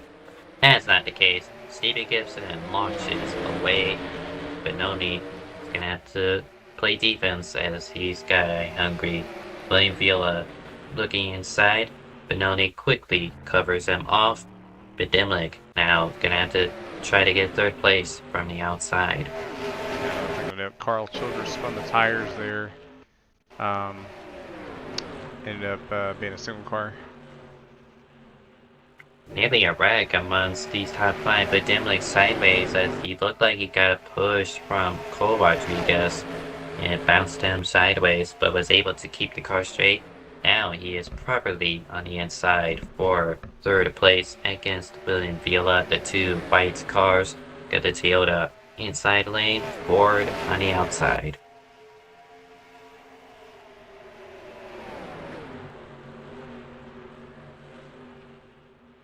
Got Landon Lau trying the outside for 5th place against Daniel Rodriguez.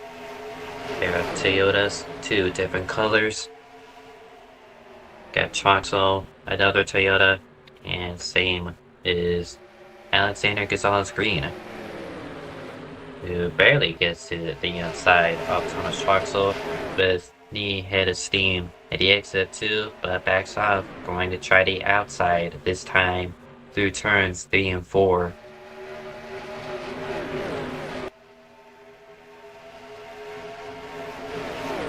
And on a run for Cole Rodriguez inside of Bedimlik through turn 1. Nearly clipped him, but backs off in time to let him go and have to try again.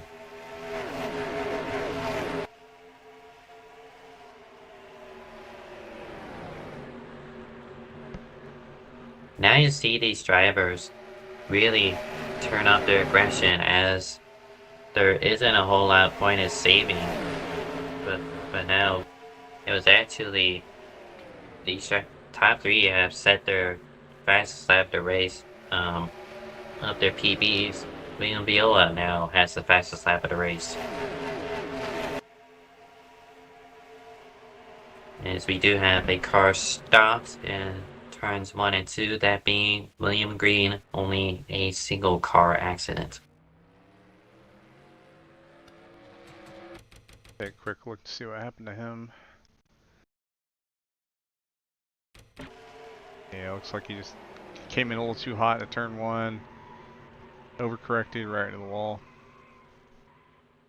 Been seeing that a lot as of late.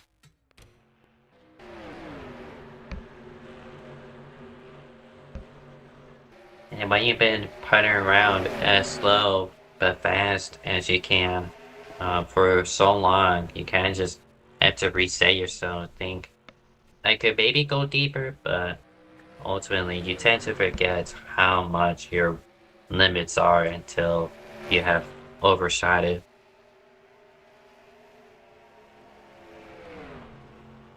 Bound for 8th, Landon Lau having to defend against Friesen Rodriguez. This is 9th place, rather, as AGT has gotten by to both of them.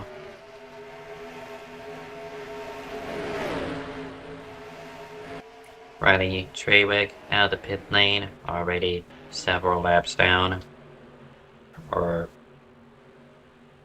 perhaps they've been lapped for a good chunk of the race, but had to pit under this run and will have to fight for the lap back within the closing 50 laps. As they cross the line, 3/4 of the race have been completed. Got 150 in the books, 50 more to go. Stevie Gibson leading over Gino Bononi, and it is William Viola 3rd. Nicholas Bedimlik in 4th place, Cole Rodriguez in 5th, Daniel Rodriguez in 6th, Thomas Troxel P number 7, with Alexander Gonzalez-Greene in 8th, Friesen Rodriguez in 9th, Landon Lau fighting to defend his top 10 place, 3 DNFs out of the 30, and 22 cars on the lead lap.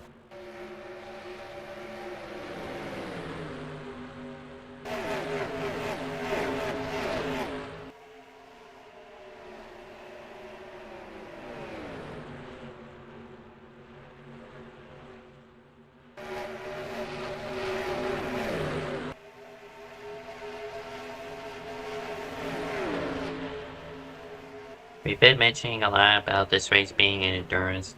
200 laps is way out of the norm for most NR2003 leagues, especially at the Charlotte Moore Speedway. If you have experience in the endurance scene, like most of them coming from iRacing, then it plays favorably into this race. But in terms of IFAR, this isn't necessarily the first time they actually done a long distance race. I do remember a one-off event they did. It was a full 267 lap race at Homestead Miami Speedway. How I long don't- was that? I want to say season 6? I wasn't there at the time, but I did find a VOD on that from James Andress, a former IFAR driver. We got a battle for the lead right now, 24 versus 51. And they have the last car, Carl Childress in the wall, gonna interrupt Steven Gibbs's line, and he's going to lose the race lead over to Gino Bononi. I think you can't even really blame it on Carl. He was up against the wall trying to stay out of the way, and Gibson just kind of slid up. And now Viola also takes advantage of this, gets to second place, but leaves the door open through the quad oval. Gibson back on the inside.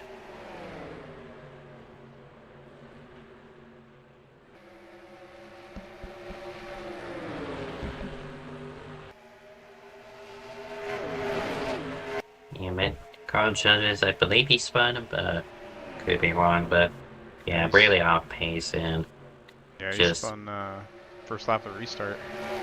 yeah, wrong place, wrong time for Steven Gibson. Gibson back up to 7th, 3 wide for 4th place. Alexander Gonzalez-Greene on the inside.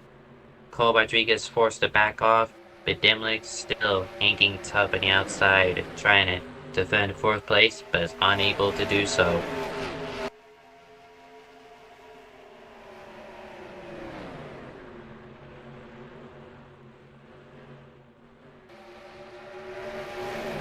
AGG with the power move to take 2 cars in one set of corners, but Dimlick's gonna defend it against Cole Rodriguez for 5th. Beal has single file down for a good while now. Harry Crawford, the 13th place car, the final car to be in close proximity of the lead group, and 14th Skylar Denon having to do a bit of work to catch him.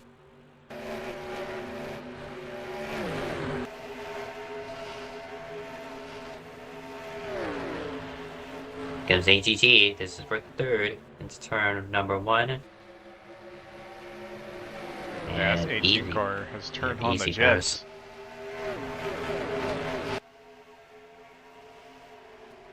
Alexander Gonzalez-Greene part-time schedule this year, as he has easily clinched the season 15 championship, or was that 14? It was 15.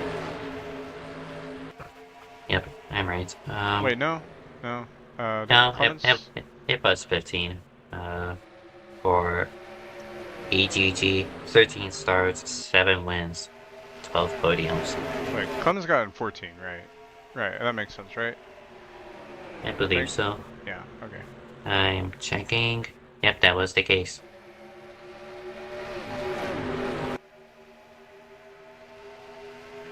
Got one down the pit lane, that being Daniel Silla. Already good laps down, being the most recent car to trigger the caution flag. Carl Childress also on pit road. And Daniel Silla has parked it, so that is retirement number 4 of the 30 cars on track. Well, could be 5, depending on if Bryson Miller decides to come back. Is it shown at DNF 23 laps down and counting? He is better off considered a retirement. Yeah, that's a fair point.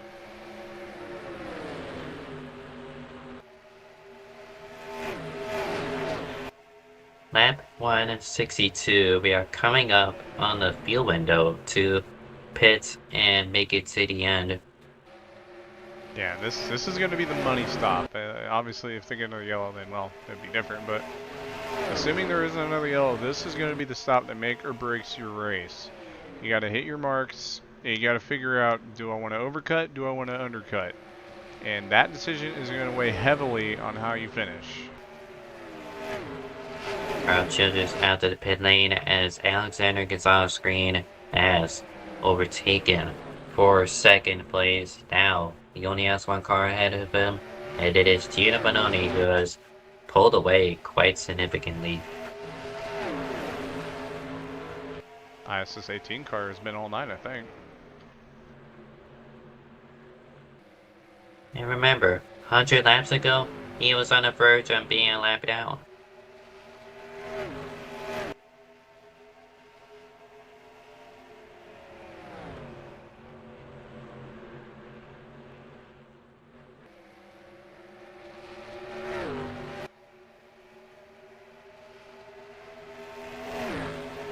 So the gap between 13th and 14th, trying to put them, Skylar then I'm back in the conversation for the raceman, starting to close in a little bit, but 13 is within a second of the number 76, and Carl Joseph's blending back into traffic might help them, but you'll have to get up to speed.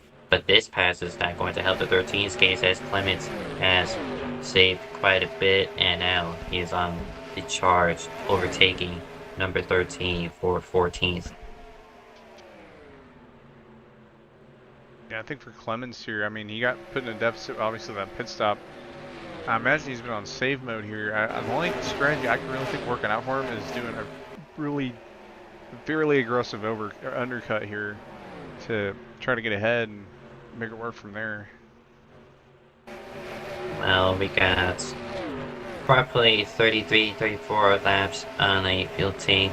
Bononi, being the most we've seen, was able to do 36 laps. Now we are within that window, so if Clements wants to be ultra aggressive, he would pit this lap.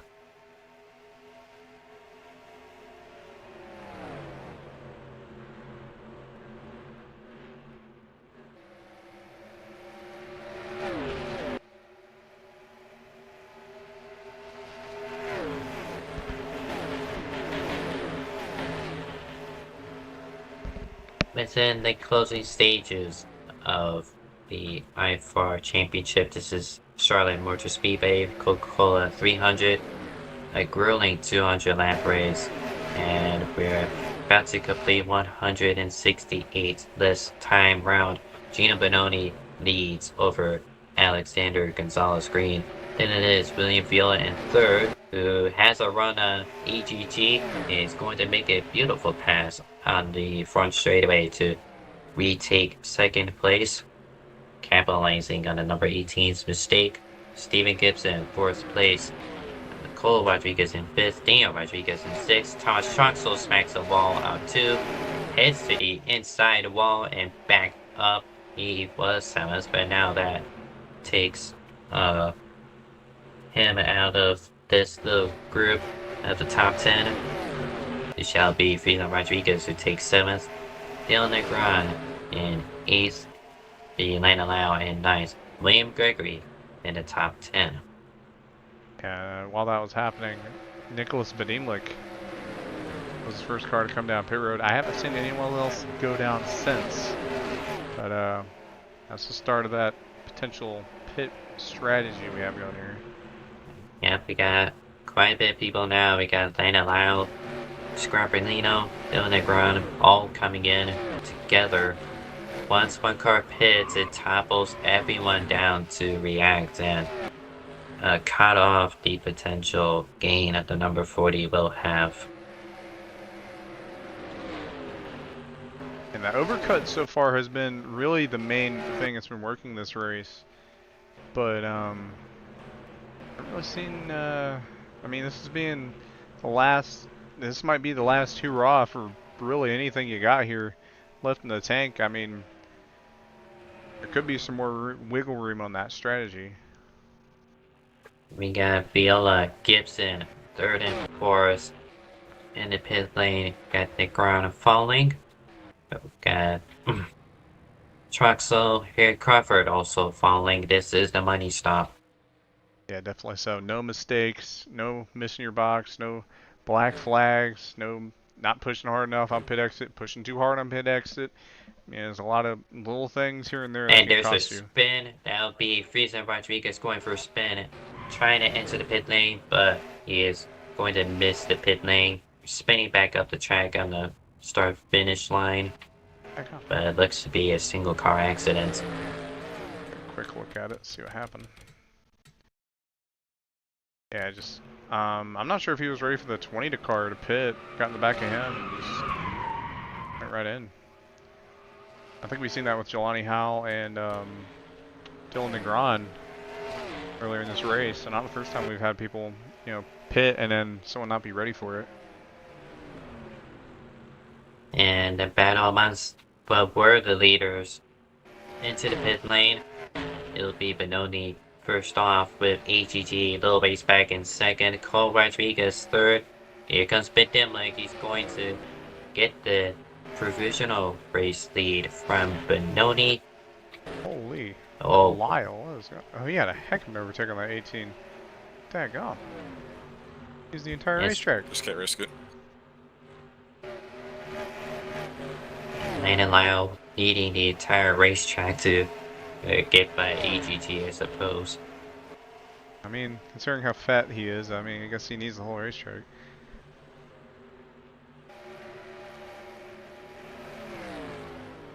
Got, according to the ticker, Aziz and Tingley yet to pit. Also scattered then. Frieza Rodriguez just came in after spinning when he tried to pit. But Demlik is going to get his lap back as Gibson is on his rear bumper. These three cars of Demlik, Gibson, and Benoni are going to be effectively the battle for the win. This is the battle to keep an eye on. Yeah, and I think the 25 and 14 going for a Hail Mary here. Honestly, I mean, where they were on this track, that's probably their best bet. Gotta try something. Number 14 and 25, Aziz and Tinkley down the pit lane. And these are the final two cars to pit, and the pit cycle should be complete. Yeah, pretty big overcut. Well, not a huge overcut, but a fairly big compared to the rest of the field.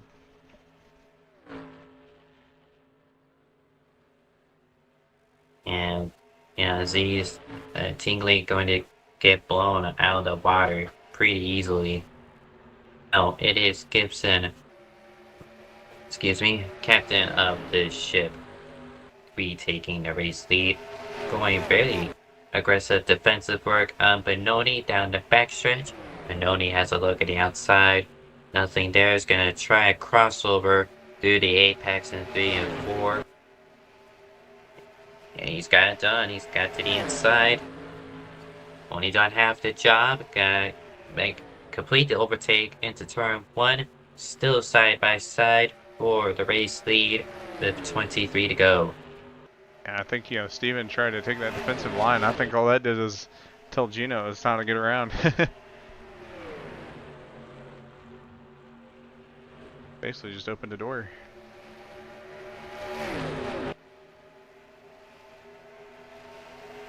And here comes Viola. This is for third place. Nicholas Bidimlik. And he has put his Ford into the podium places. It is Ford versus Toyota in the top 4, with still a good chunk of those two makes fighting for the remaining top 10 spots. AGG in 5th place, Cole Rodriguez 6th, Lana Lau in 7th, Negron in 8th, Daniel Rodriguez in 9th, and Thomas Troxel hanging into the top 10. I think one thing to factor in, you know, these gaps happen, you know, you got people that pit later, they're going to catch. The question is, will they have enough time?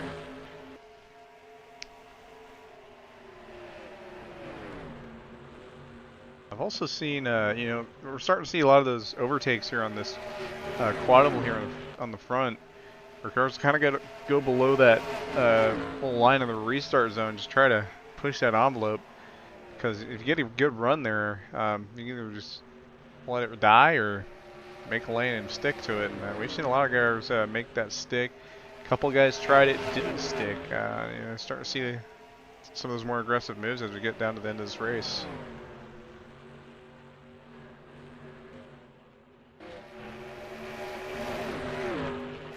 On the attack now, William Viola trying Omori. Got a slight bit of a run through the front stretch on Gibson, but they got the laps car of William Green in the way. He's gonna bounce off the wall in turn 1 and 2, so that interrupts that little battle. Now the 04 on the apron, likely going to go down the pit lane after a grueling day for the 04 team. Yeah, I mean, you pick an interesting track to make his IFAR debut. Same as the 77, who didn't really complete near as many laps as the 04 William Green. And 27, right on the bumper of the 51 in the exit too. I'm amazed how they didn't wreck there or get contact. I'm sure they we're bumper to bumper. Oh, Steven washes up. It's just the trust of these two to race each other cleanly, side by side for second, and that as soon as I say that, they get tangled up. Number 27 spinning in turn 1, and that will trigger a caution. Some stories just write themselves. Commentating jinx. That happened right as that was going on.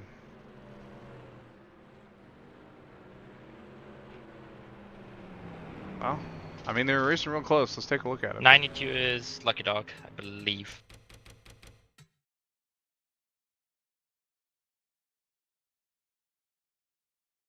I'm gonna have to go helicopter for this one. That's how close it was. Yeah, the 51 was anticipating the 27 to get to the wall on corner entry, but didn't really think the 27 was going to get that much room between himself and the wall, and Gibson just turns him. Just a big misjudgment call.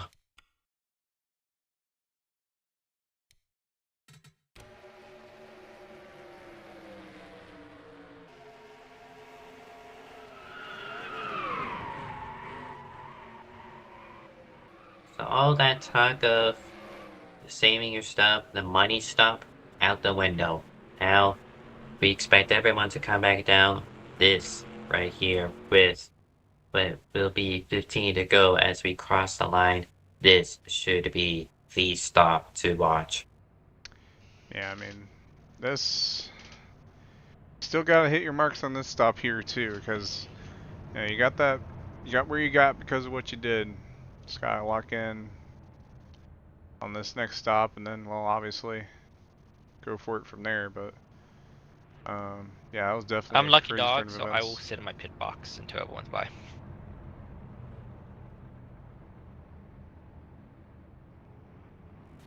So I believe it's the...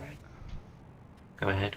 I was kind of thinking to myself, part of me was thinking, you know, it's kind of late in the race, but also I highly doubt we see any strategy here in terms of anyone taking like 2 tires or anything like that. I just don't see that working out. I think if this goes green the rest of the way, I think it's just too long, and he's just going to lose more positions than the possible gain you're going to get.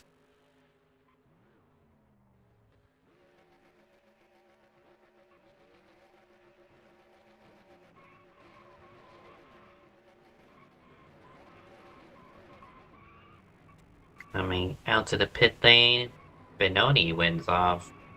Gibson second, Badimlik third.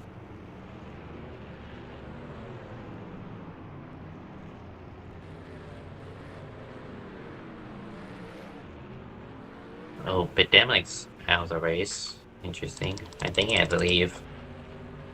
Oh, shoot. Am I behind the lappers of the Lucky Dog or just behind the lead lap cars? But then we had a black flag. Okay. And just called it from there.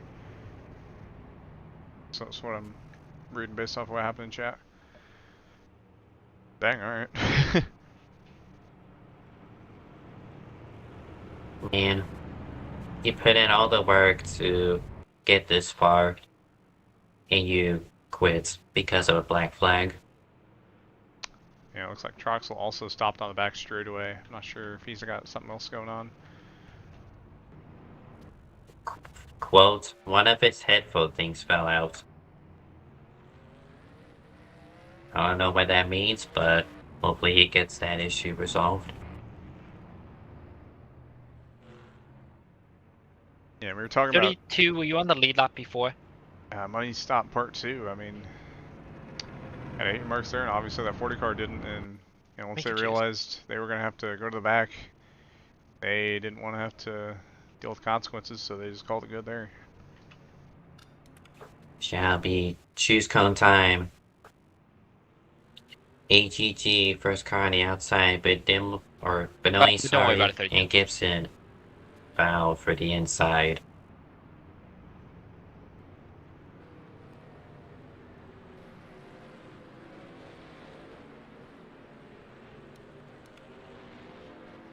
We're going to have a little over 10 to go. That's, I mean, that's a lot more push than what we were seeing this entire run. Those fast laps we were seeing that last stint, we're going to see even but that's faster okay. ones here. Yes. I still think you gotta do a little bit of saving because tire heat is now the big concern. We don't have enough laps to get into the falloff range, but if you heat up those tires too much, you'll end up dropping like a rock in the closing laps. Yeah, definitely so. Got to find that right balance, that golden ratio. 13 laps left as we will take the green flag this time. Benoni, Gonzalez-Greene on the front row with Gibson, Cole Rodriguez row 2, Negron, Daniel Rodriguez row number 3. Viola, despite his spin, is in 7th with Troxel 8th. Into the restart zone, and we are back underway.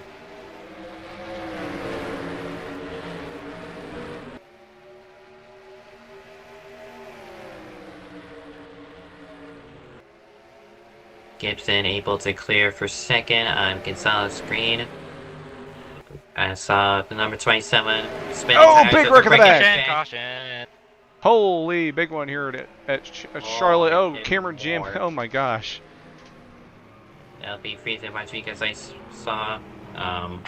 Scarpellino involved. Shinome, Treywick, Cameron Jameson, Carl Childress. Well, you're talking about caution breed cautions, and there you have it, the big one.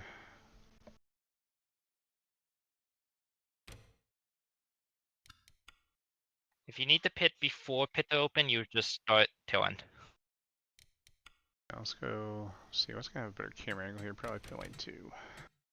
All incidents reviewed both ways, just look forward. Yeah, it looks So like Gregory gets the wall and try and turn off it, but unfortunately both Crawford and Friesen Rodriguez were squeezing him up there, so just wrong place, wrong time for all three of them.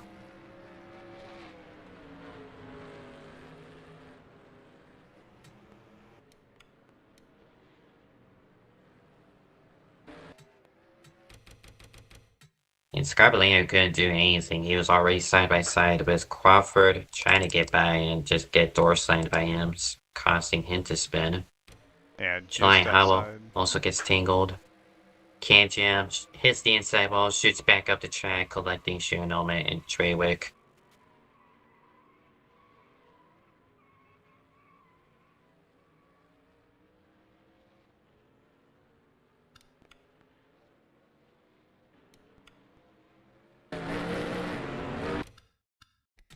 Good healthy cars collected in this wreck. I believe this is caution number 8 of the race.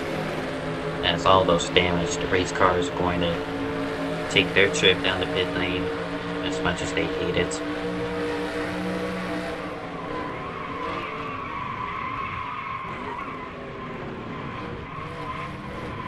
hard hits there for that 38 car. Hit right at where that backstretch wall goes at an angle, and it just knocked him right into that 32 car.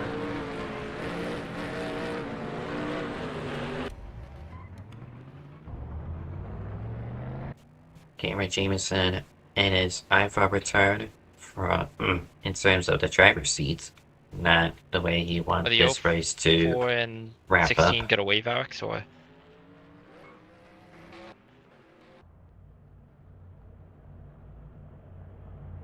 And it is officially midnight Didn't Homestead? on the East Coast. 2 hours and 10 minutes. About to switch over to 2 hours 11 minutes in a game for this race. Yeah, come. I mean, I like these endurance Are the races. It's 04 nice. and 16 that was waving? late. Or do you want me to just give them, or out? They did stay out, yes, and they're lapses. Okay, drop to the, if you're a lap car, drop to the rear out your lap. So, 16 and 14 and 04. Yeah, on the top. Thank you. It's going to be choose cone this time as the lapped cars are swatted out of the way. Yeah, it's gonna be under 10 to go here, so the clock is a ticking. Top 3 keep their respective choosings from last time. It'll be Dylan Negron second on the top side. And just tucked in behind AGG has got Cole Rodriguez to rely on for pushing.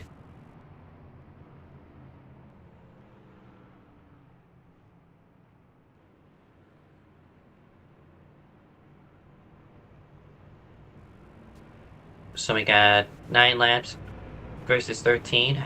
Well, that talk about falling off, throw that out the window. I say go full push to the end of the race here. Yeah, and you know that's gonna open the door. A lot of people are gonna be pushing. And cautions breed cautions. You know, gotta reiterate that. It's gonna be a hell shoot here, probably.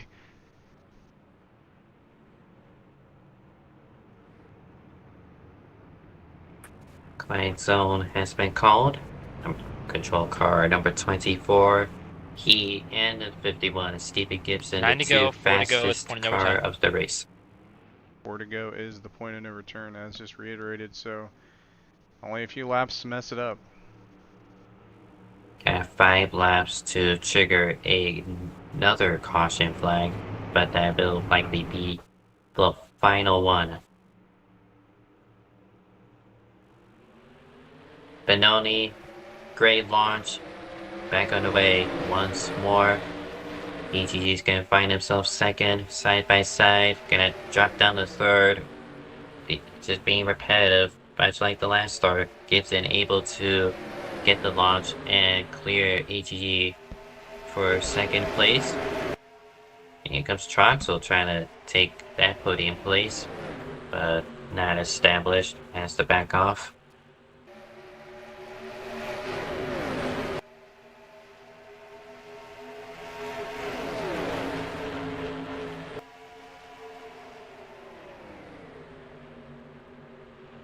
Got one on the wall. I saw that being skylight in, and that's going to collide Scarpellino and William Gregory. Caution. Caution. Yeah. And that'll be caution number 9. Yeah, problem with sometimes you get in the wall like that. Once you let go of it, it just spins you down the track.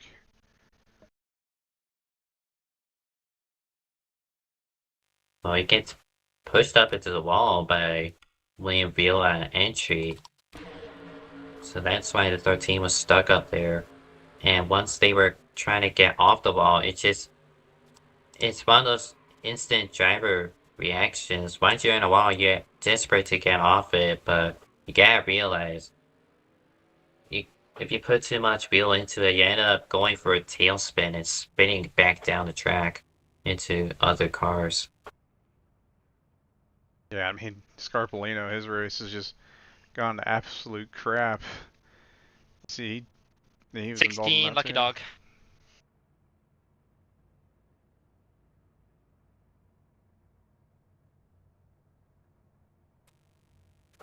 I don't suspect anyone will pit, as this will indeed be the final caution of the race. Point of no return will be on lap 197, so we are 3 laps away from it. So once we go green, that will be the point of no return. Yep. Oh, stack up in the back, 79. Moved out of line there, but yeah, 16 gets the lucky dog, free pass. Obviously, you might see some guys in the back here pit, but I think for the most part, everybody up front is in the bed they're sleeping in tonight. Whether it's a cozy You said one, pits were open this time, right? Now that we're choosing. Okay, sorry. or something a bit more rough.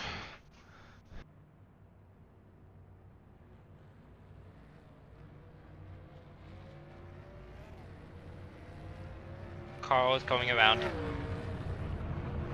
Only a few takers, mostly those with damage. And the wave rounds take their final wave by. None of them are going to get back in the lead lap, but be as close as you can to the lead lap.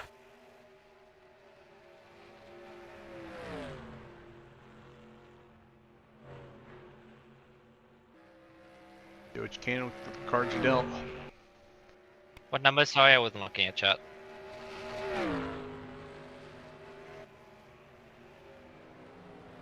Under caution for what will be the final time Cleared. at the Charlotte Moore Speedway. For IFAR Season 16, Gino Bononi, the man of the hour, well, the past 2 hours, he holds the race lead. It will be Gibson P2, EGT P3, Troxel in P4, and Gron in 5th, Daniel Rodriguez in 6th, Landon Lau 7th, Cole Rodriguez in 8th, Viola P9, and Joshua Clements in the top 10. Got 6 retirements now of the 30 cars that started, and it'll be 21 cars with a chance to fight for the race win as they are on the lead lap. Yeah, I mean, my calculations are right. We're going to be crossing the line at 196, going green at 197. I think that's point of no return once we go green. Going to be a dogfight.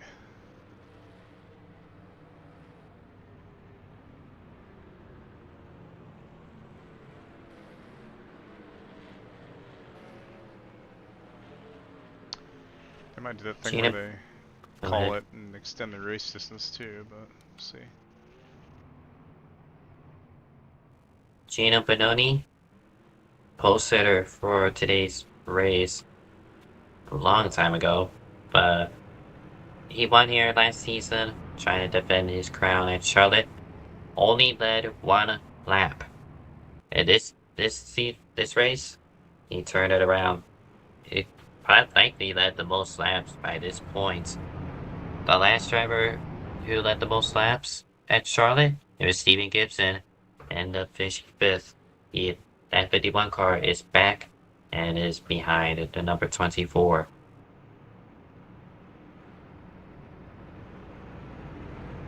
Well, it all comes down to this.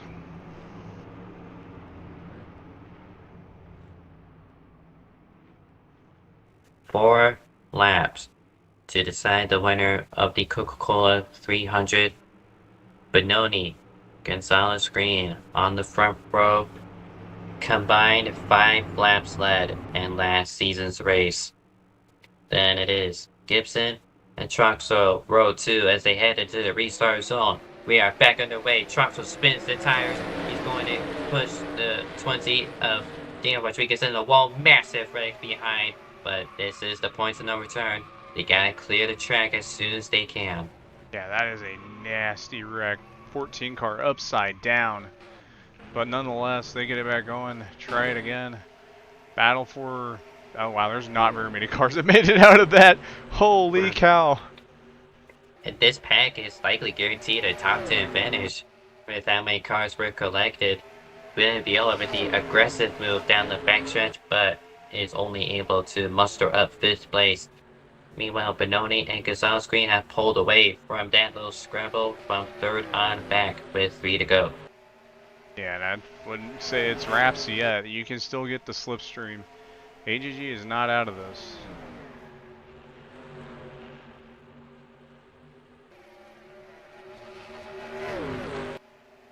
And just many upset drivers, but these two are still determined. Two to go. Benoni, the Italian man of the last 2.5 hours, having to fend off league owner Alexander Gonzalez-Greene on a part-time schedule this season, but is the defending league champion. On to the final lap, under the lights in Concord, North Carolina. The 18 might have something. I don't know. He's gonna have to really make some crazy work with this last corner here if he's gonna have anything. I just don't see it. And Lyle fending off Gibson for third, but the 18's got one more chance. Oh, he tried it through the apex, but it's not going to be enough. Gino Benoni wins the Coca-Cola 300. And I think shoot, I was just shy of predicting Negron getting back top 5 tonight, man. You got 6th. Scarpolino got 9th. Holy. Treywick got 10th. Oh my gosh. I think the rest, like, if you got a, like, that is nuts how that ended. Holy, man. That is nuts. That wreck was huge.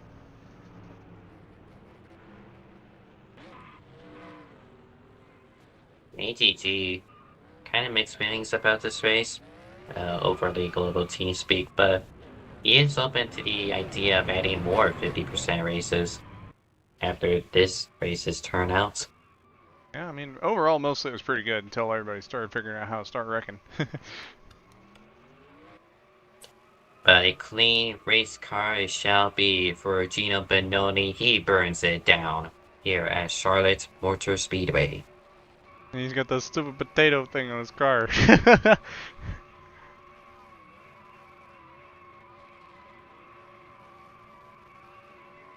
I mean, he was just a dominant guy all day. I mean, hands down, led the most laps, fastest car, best on strategy.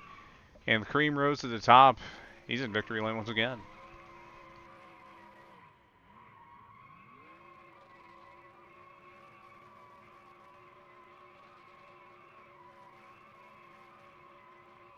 Win number 2 for Benoni this season.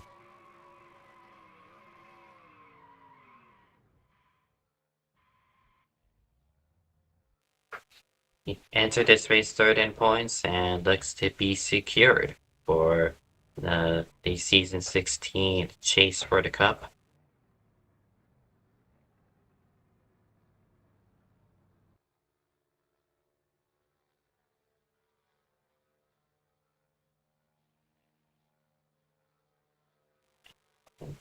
And there goes Benoni, pulling the number 24 Sedan machine to victory lane. Well-earned win for the whole crew. Oh, he did a little smoke up in the victory lane too. Daggone. All right. Well, I'm gonna go take a look and see what happened on that last restart. I'm gonna have to go. I mean, there's a lot to look at from that. That was nuts.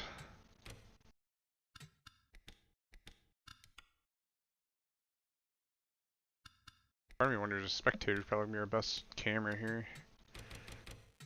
Troxel, fourth place on the restart, spins the tires, gets D-Dog into the wall, but then he turns left back into where the majority of the cars are flocking towards. Clement's the first car to hit him. It all falls like dominoes. Yeah, I think that camera right there just gives you the best idea what happened there, and we'll get a little on board with maybe not on board with 14, considering roof camera got completely shattered in that. But yeah, I mean that's just horrible luck for a lot of these guys trying to finish the race and just end up getting slimed. I feel bad for a while that you went through 2+ hours of racing, just jockeying for position. You finally get into the nitty-gritty of it. And for a lot of these drivers, the final result they got doesn't show what performance they have put through over the past 200 laps. Yeah, that's just unfortunate. You got a lot of guys got to deal with it in real life. You kind of feel half that pain that might have been, exuberated through that, and it's just really rough situation sometimes.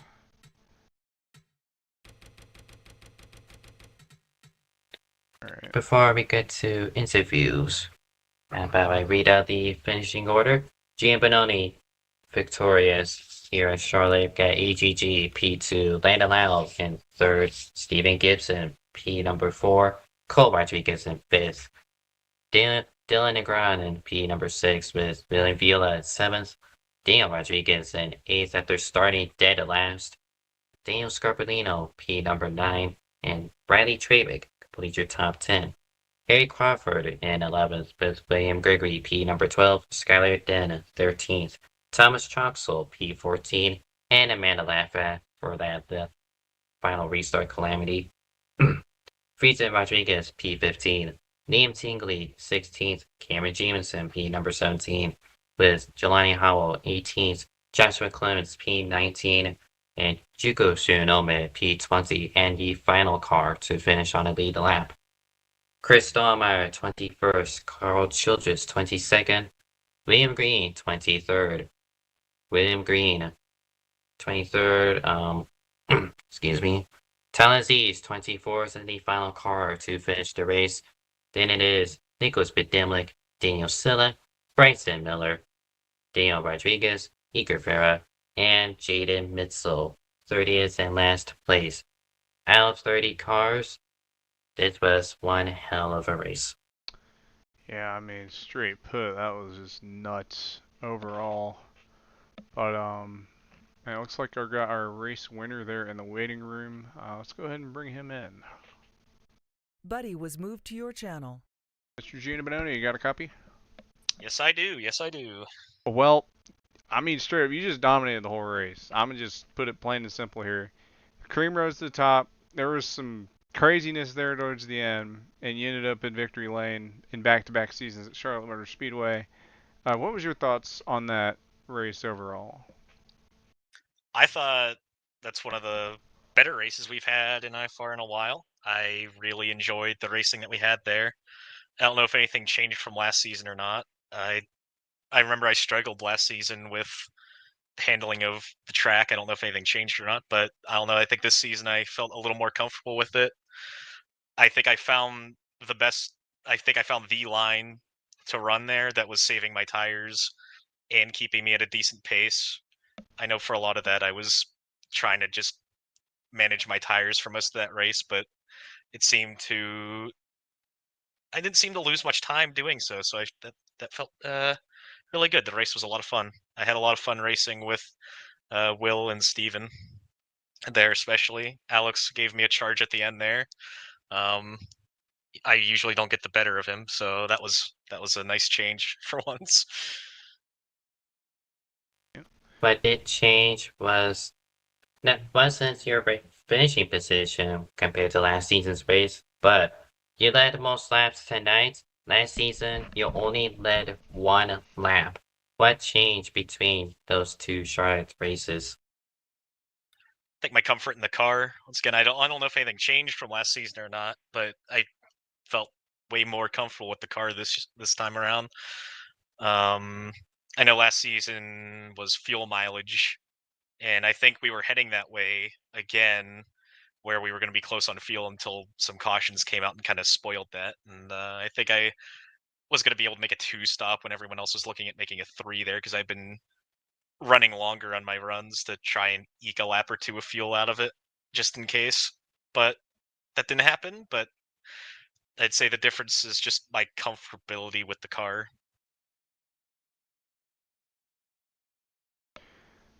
I got no more questions. All right.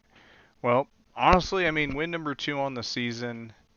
You've been consistent. You've been quick, hitting your marks. Do you feel like, obviously, going to be going into the chase with these 2 wins? How's the outlook for the championship, in your opinion? I'd like to say it's very good, but I've been here before, and I've had a few late season collapses in my time in IFR, so I'd like to try and avoid that. And I don't want to speak too soon about anything and jinx it. That's honest. You know, I respect that. Do you have any other last comments before we let you go?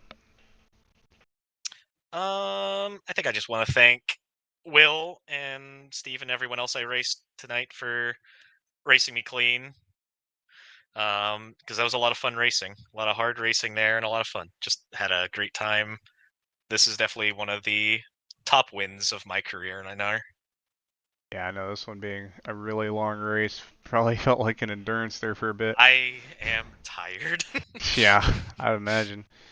Yeah, no, I've done some long races before, and just finishing the thing, I know I feel like you just climbed Mount Everest, but I imagine winning it, you must feel amazing right now, or at least in terms Yeah, of just what you've been able to accomplish.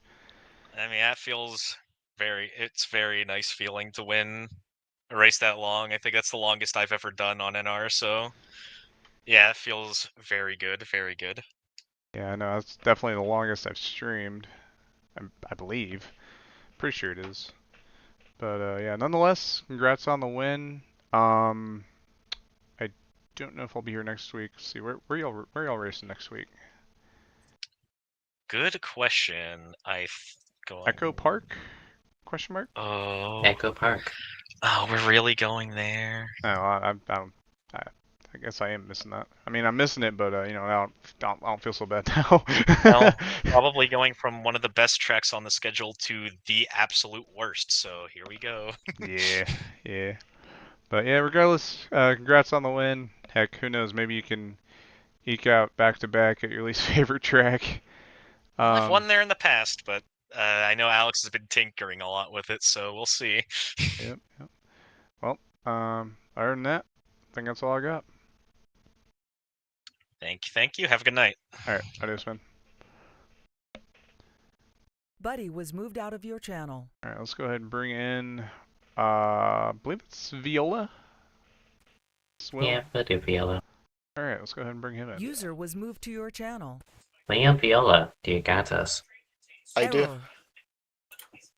Well, you were a strong contender, and tonight being within the top 3 for a majority of the race. Talk us through your race. Well, I mean, it's gonna take a while to remember. That was one of the longest races I've ever done. First, just qualifying. I had practiced qualifying a little bit in practice, but it was not looking like anything good at all. And then I just put together one of the best laps I've ever put together to have a great start, and I just never really lost it. I mean, Gino was just the whole race. He deserved that win 100%. He was just unbeatable on tires. There would be points where me and Gino would just, before that caution at like lap 120, 130-ish, we had gapped the cars behind by like 6 seconds. I was just trying different things. I was trying wall cooling, I was trying braking, lifting, just anything to try to get a tire advantage on Gino, and just nothing would work. I mean, he did great. I'm happy he won instead of Steven. Yeah, disappointing that he brings other league stuff into this league. Yeah, that was definitely something. Yeah, go ahead, Victor. Speaking of Gibson, the contact between you two within 20 to go took you not entirely out of the running, but it did hinder your progress. It did. I had both front aero, and then I also had a bit of engine damage. I mean, I'm really happy to get 7th. I was honestly saved by whatever happened on the restart with D-Dog and Troxel. I would have dropped back outside the top 10 if that didn't happen, but it's still a good result. I led plenty of laps, which is something I've not been great with this season. I've been top 3 in every race, or I've been running top 3 in every race this season, but I haven't really been leading a ton of laps, and tonight was different. I don't know what the total was, but big improvement and really trying to get that first win. I think I say that like every week, but that's the main goal this season.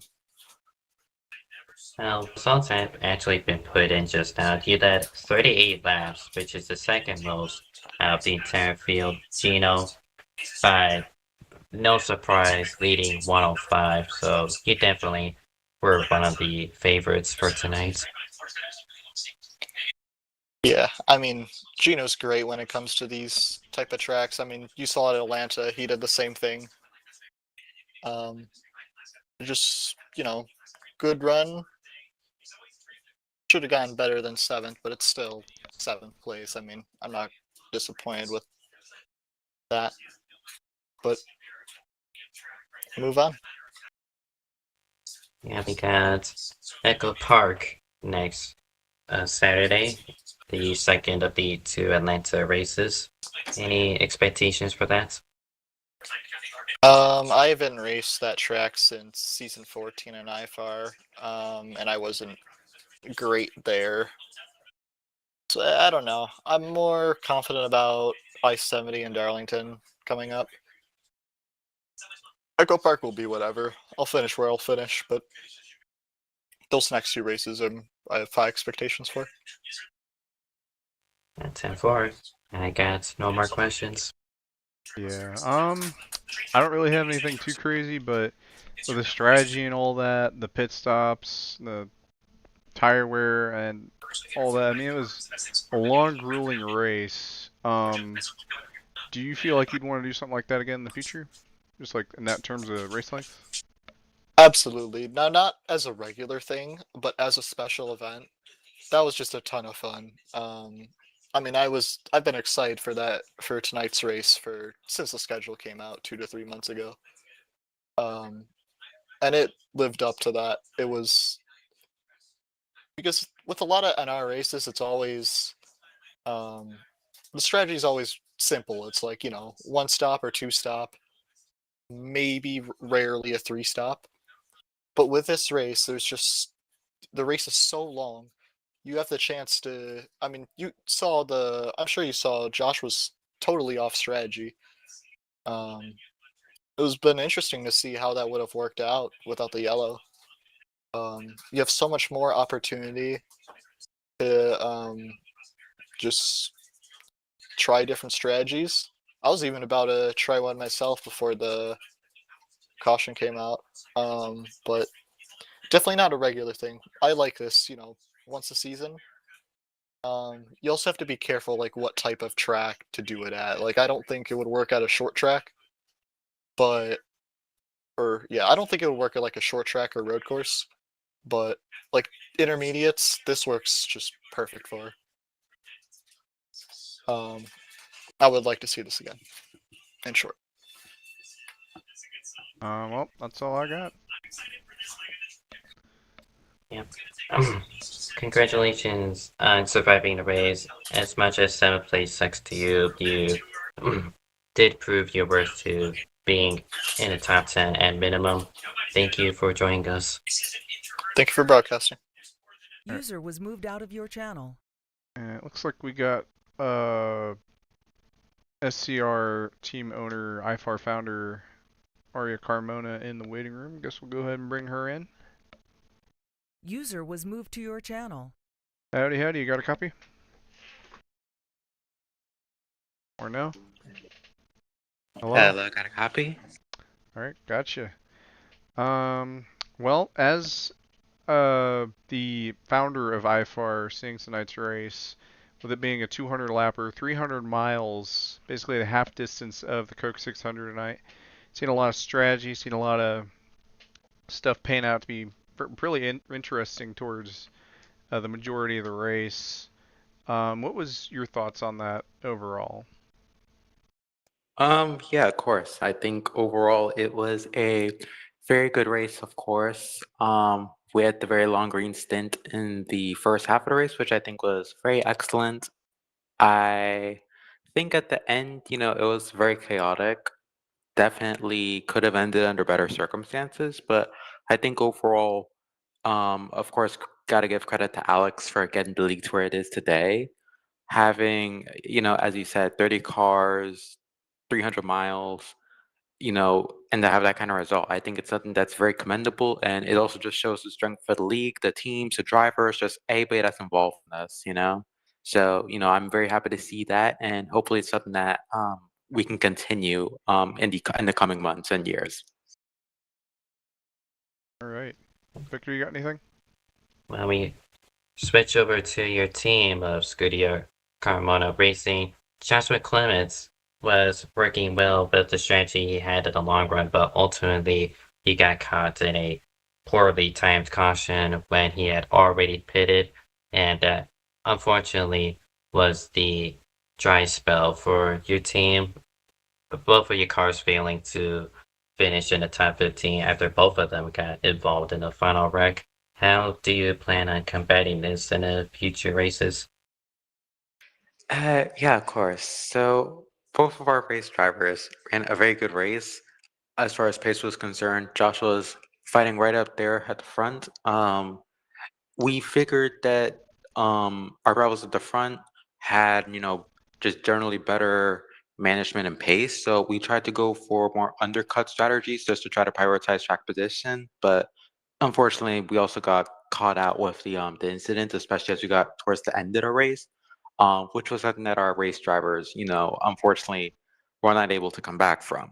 We've had a pretty strong season so far. We've had a good run of form, so unfortunately, these things happen in the motorsport, and the best we could do is just keep bouncing back, keep the momentum going, and just really make sure that all four of our race drivers are in the best standing possible going into this next leg of the season.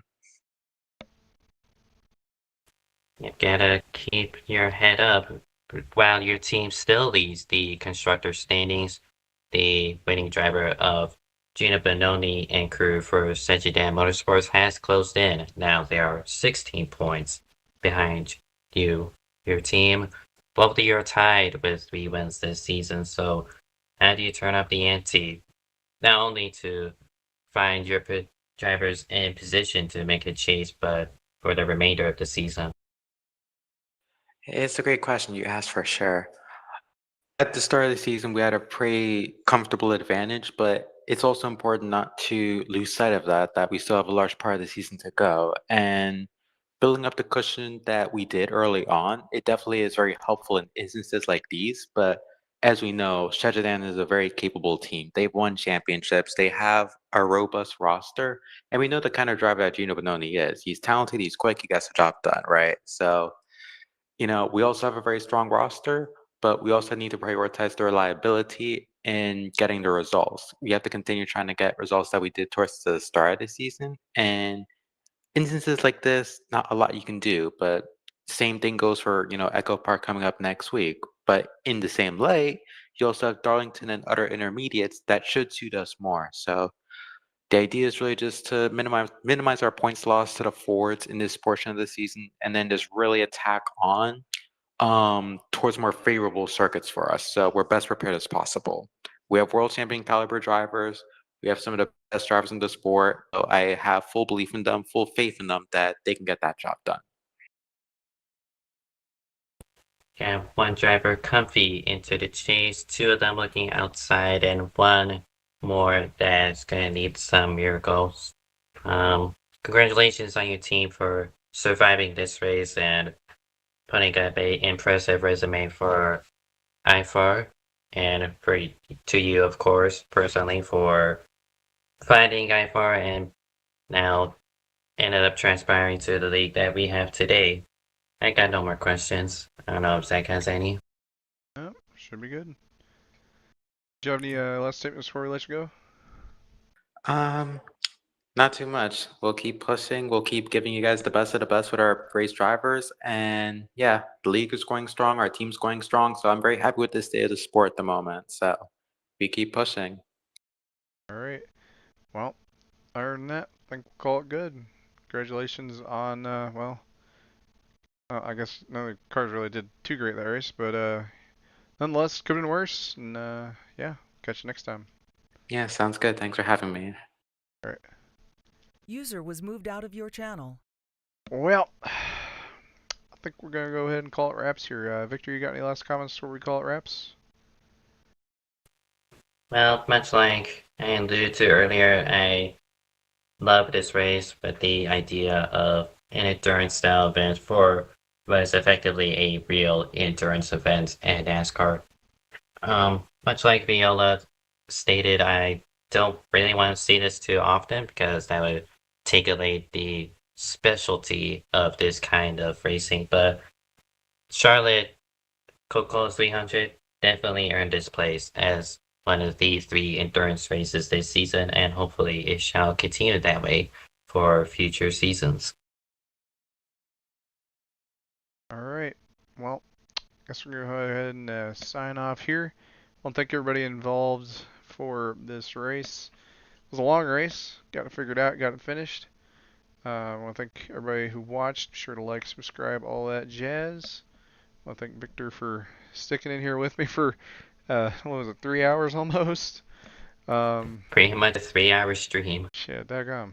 Yeah, that's a long one, but I want to thank for everyone for pulling through on that. Be sure to like, subscribe if you haven't already. And I think, I don't know, what the next broadcast we're doing is going to be. I think you got a BPNR this coming Tuesday at Dover. Look Yep. forward to that. Other than that, catch y'all next time. And thanks for